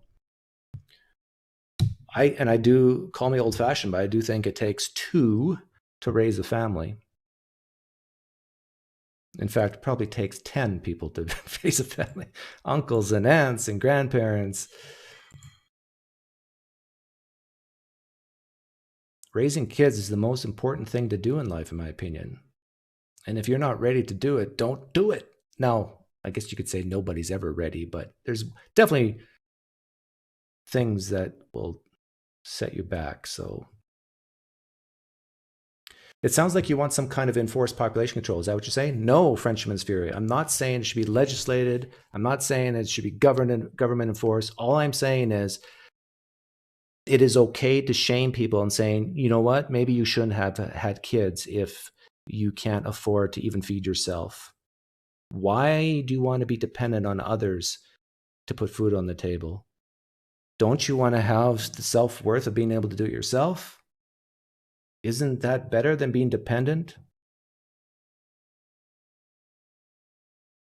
So, and I'm purposely saying this language to irk people, but if you're a left-leaning, liberal, bleeding heart, granola crunching, sandal-wearing person, you're going to say, no, you can't blame poor people for their bad decisions. No, they weren't educated and blah, blah, blah. You're basically saying they can't do it. You're saying you're treating them like infants.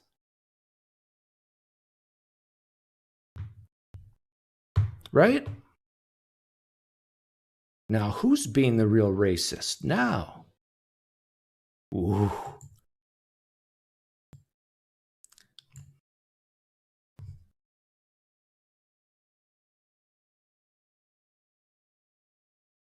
Thoughts on communal mutual adoption clubs for raising kids? I'm not against that. That's called Hutterites.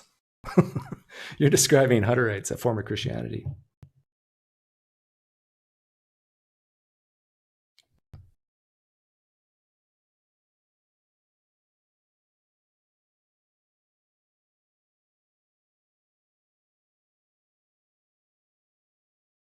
Come on, if someone wants to, you have to ask me pointed questions. If you disagree with me, try to figure out a great question that will make me stumped. I think really this just is a matter of, it's a matter of perspective, right? It's a matter of how much blame you put on society versus how much blame and personal responsibility you have. I think that's what it boils down to. Jerome Robinson says, I understand why you think that, but one bad decision or bad luck can land you in a lot of trouble with pregnancy. It's not about intelligence. I never said it was about intelligence all the time, especially when it comes to reproduction. So yeah, I don't disagree with you, Jerome. I do think, though, intelligence is mostly genetic, and doesn't matter how rich or poor you are. If you were born with a higher level of intelligence, you will have a greater chance of success. Greater chance of success. What is my IQ? Okay, Andrew 7, you're asking for my IQ.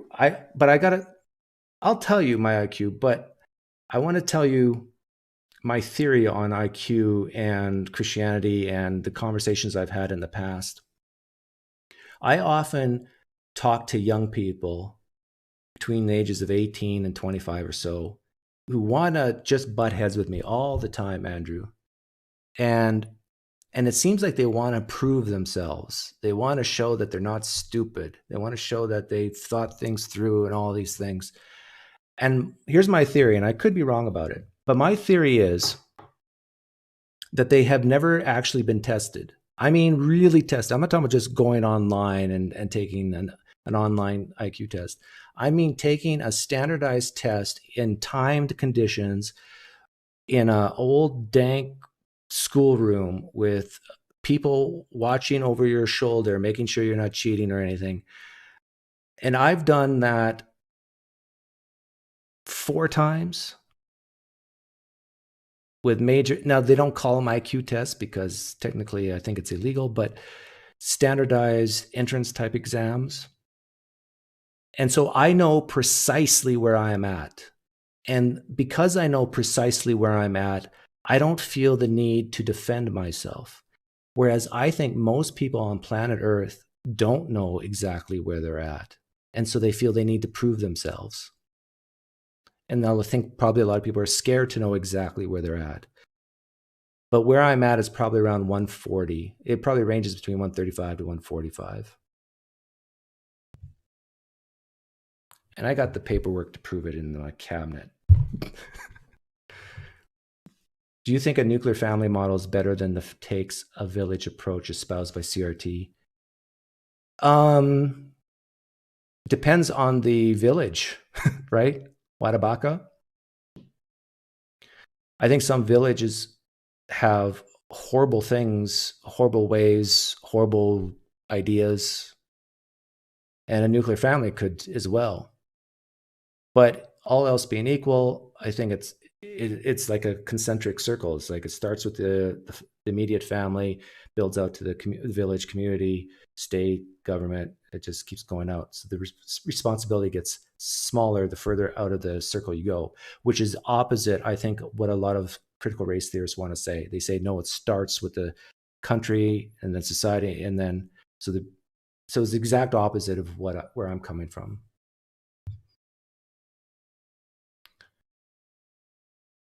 If life is going to be unfair, why 8/10 blame with individuals surely should be less than 5? No, the reason why I say 8 out of 10 is because if you come from the perspective or the belief that life is always going to be unfair, then it will, I think, help motivate you to, instead of blaming your problems on because of society, it's based on this premise that it's easier to control your own life than a society's around you. That's why I say 8 out of 10. Now, sure, society can beat you down, beat you down, beat you down. But if you come from the perspective of assuming society is going to beat you down and then trying to work within it to make your own life better, I think you can have better outcomes. So it's all a matter of perspective.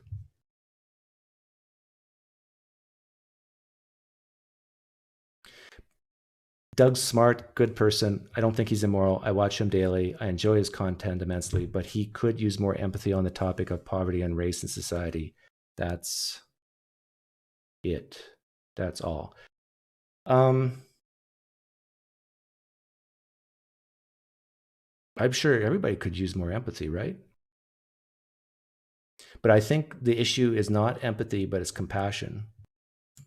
I actually think some people have too much compassion and it blinds them. Passion is a feeling. It's like that feel sorriness for. No, Doug, don't say those things. Why aren't they can't do it, Doug? They can't. What do you expect? Well, you just come from, and they come from, it's this feel sorry forness. And I think, yeah, you can have it. And I think we're all different on the extent we give this feel sorriness towards. But I think, I bet you there's a lot of people who've come from very poor backgrounds who are now very successful.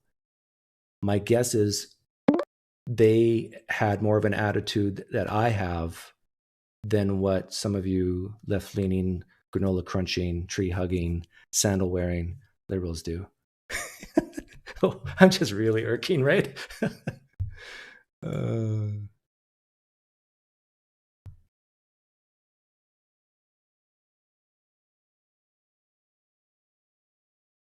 People look at how hard other people have to work to get to that position. So when one group of people has to work 10 times hard to get the same place, obviously more people will be left. Jordan Peterson has a lecture on IQ and the job market. Yeah, there is a pretty big correlation between IQ and success in the job market. No hate, but do you consider the conditions of what animals are put through to support your current diet choices? Yes. Your best buddy says, did Jesus have granola? Yeah, Jesus was a left-leaning liberal. Chase probably hates the rich while secretly wanting to be rich.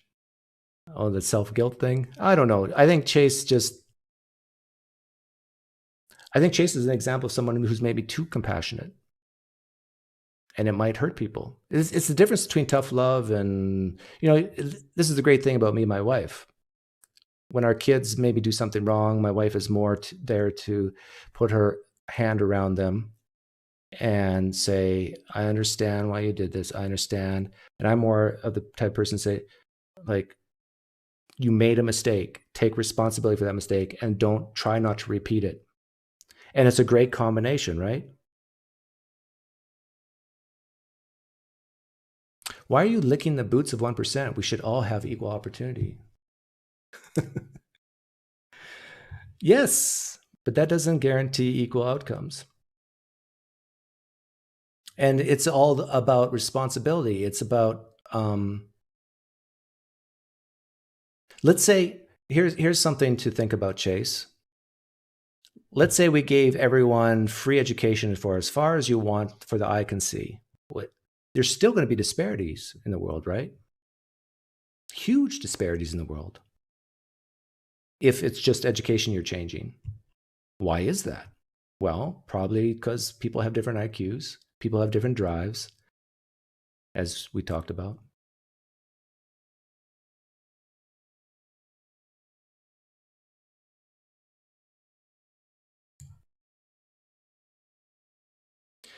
Like, I hate to tell you this, Chase. I think you agree with this, but there are people in this world who are better than you at certain things and better than me. And no matter of education is going to change that. Here's a very extreme example, and that is weightlifting. There's people who can take all as much steroids as they want, and they can never, ever come close to the genetic disposition of someone who was born to lift.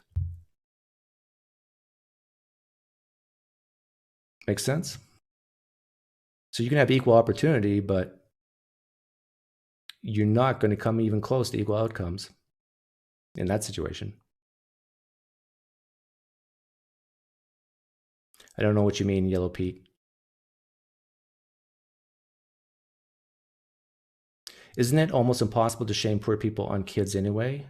On kids, maybe they didn't consent. Well, yeah, rape's a different thing, Sebastian. I'm not talking about rape.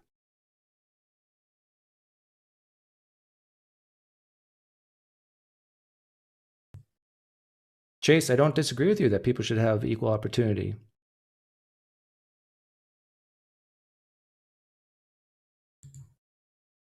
All I'm saying is I lean towards personal responsibility first, and then responsibility to society second. And I understand that we disagree on that. You flip it. In fact, you flip it to the extreme.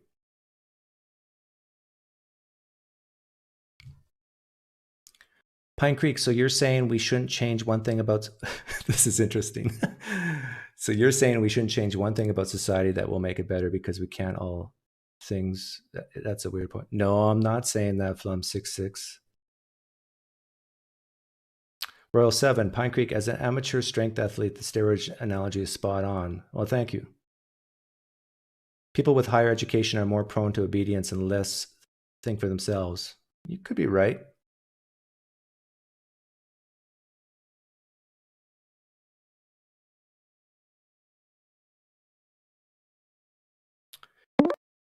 If someone is born into this country, Chase, in a poor situation, do they have the choice not to get pregnant? Yes or no? Yes or no? Take rape off the table.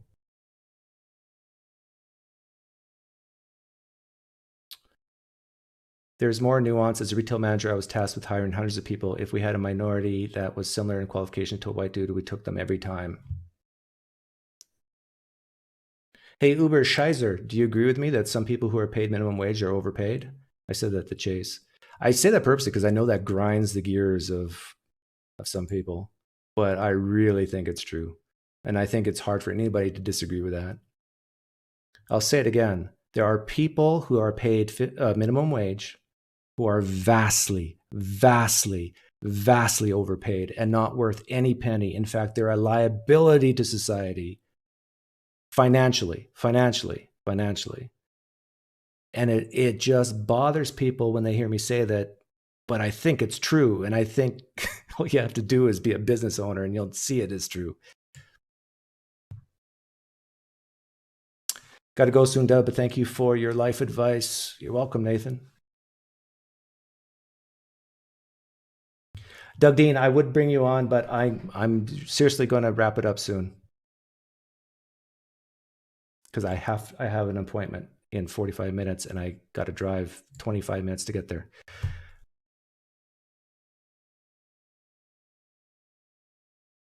PineCreek, what does it have to do with...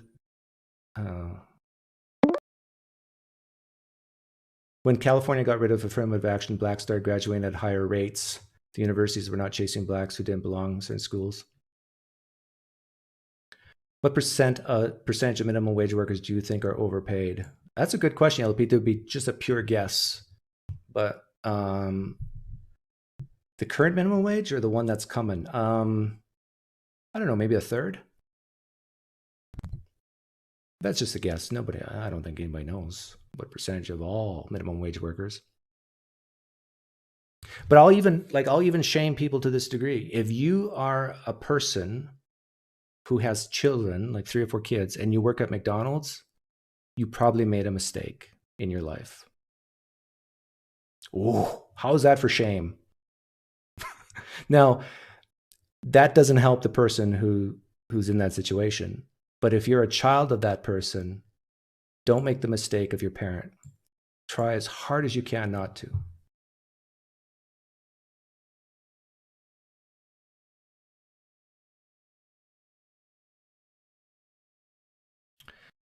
Randomal says, I gotta say, man, you came across as a manic in the conversation. Now you're being similar in the chat. I would consider evaluating your communication skills. Well, yeah, Randamals, he's just very passionate. And I understand that I will admit, I am I'm throwing the rod out there and reeling in. I'm saying things that I understand are purposely causing people to react certain ways. Especially what I just said. It's kind of. I'm good giving a floor sweeper minimum wage. If they cannot produce enough value for that, I would fire them. Yeah, even something as simple as sweeping a floor, some people are better at it than others. I think if you're already on Social Security making $8,000 a year, you should be more responsible and prioritizing whether or not you're going to have children. Do you think McDonald's and the like is taking a net loss on 1/3 of their workers? Oh, Mine Onion. No. Well, maybe overall. I think what ends up happening is they keep them for a couple weeks and then they fire them, but it keeps rotating. The turnover in McDonald's is quite high, but I wouldn't say it's a complete loss. So let's say someone's paid $10 an hour. I wouldn't be surprised if some weeks they lose more money on that employee than they've gained on productivity because they've wasted food or dropped something or whatever, or show up late and then you have to quickly find someone to replace them.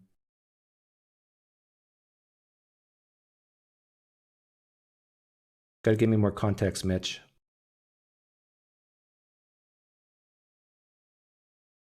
Noam Chomsky once said, people with higher education are more prone to obedience and think less for themselves. What are your thoughts?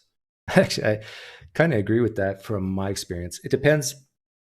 If you're in the hard sciences, I think it's less so. But I used to teach medical doctors, like pre-meds, chemistry when I graduated. I was a TA. Oh, I was scared. And a lot of them did, I know, a lot of them did become doctors. It's just not people, oh, I'm taking pre-med to pick up women or men or whatever. It was, they seriously became doctors and they did not know how to think. I am dead serious. It's like they're doing organic chemistry and they don't even, should I use this beaker? Should I use this beaker? It's like,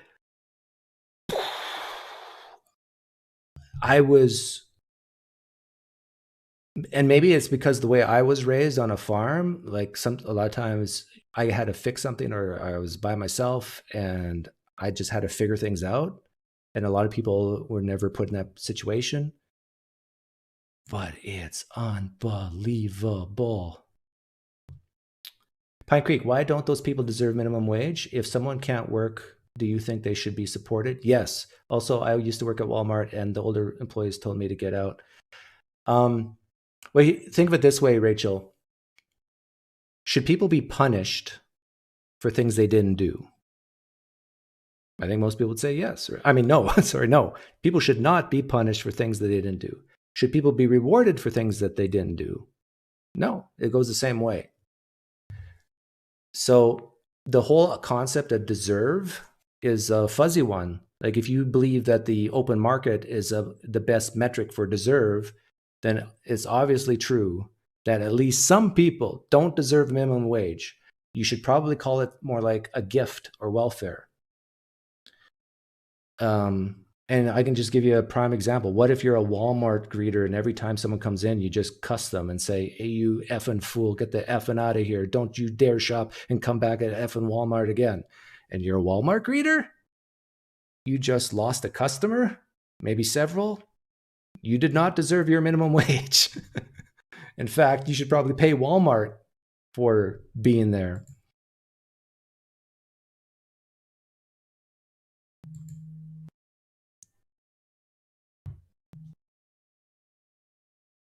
Okay, one more question. Do you agree that boomers had it far easier than young adults today? That's a good question.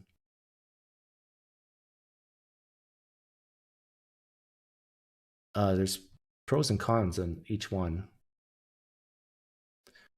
No, I would say I would not agree with that because you use the word far easier.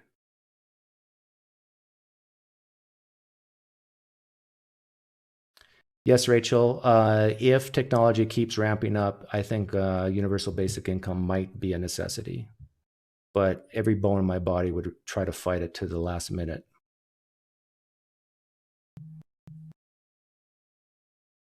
Okay.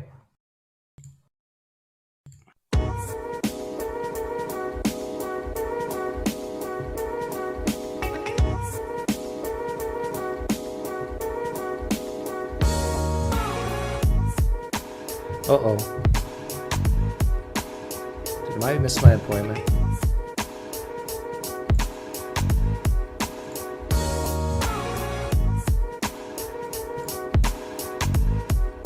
Did you millennials cause me to be a bad employee?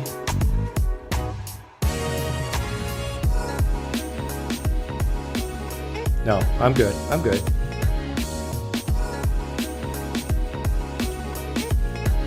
You kids nowadays just can't handle the truth.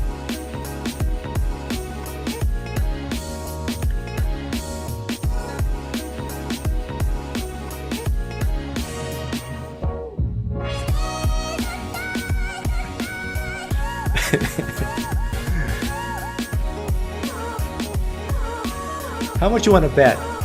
If you're under the age of 25, how much you want to bet that when you reach my age, and if this video is still here in 25 years, you're gonna look back at some of the things you typed and you go, oh man, I said that. Doug is definitely overpaid. Yeah, maybe I am.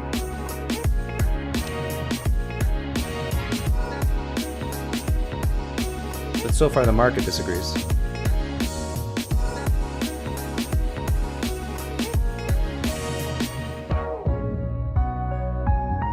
Sorry, Colleen. Sorry, Doug Dean. Sorry, someone else. Next time. So the moral of the story is, if you feel sorry for people, feel a little less sorry for them. And instead of blaming society, muster the courage to blame them. Or yourself. Ooh, there's that last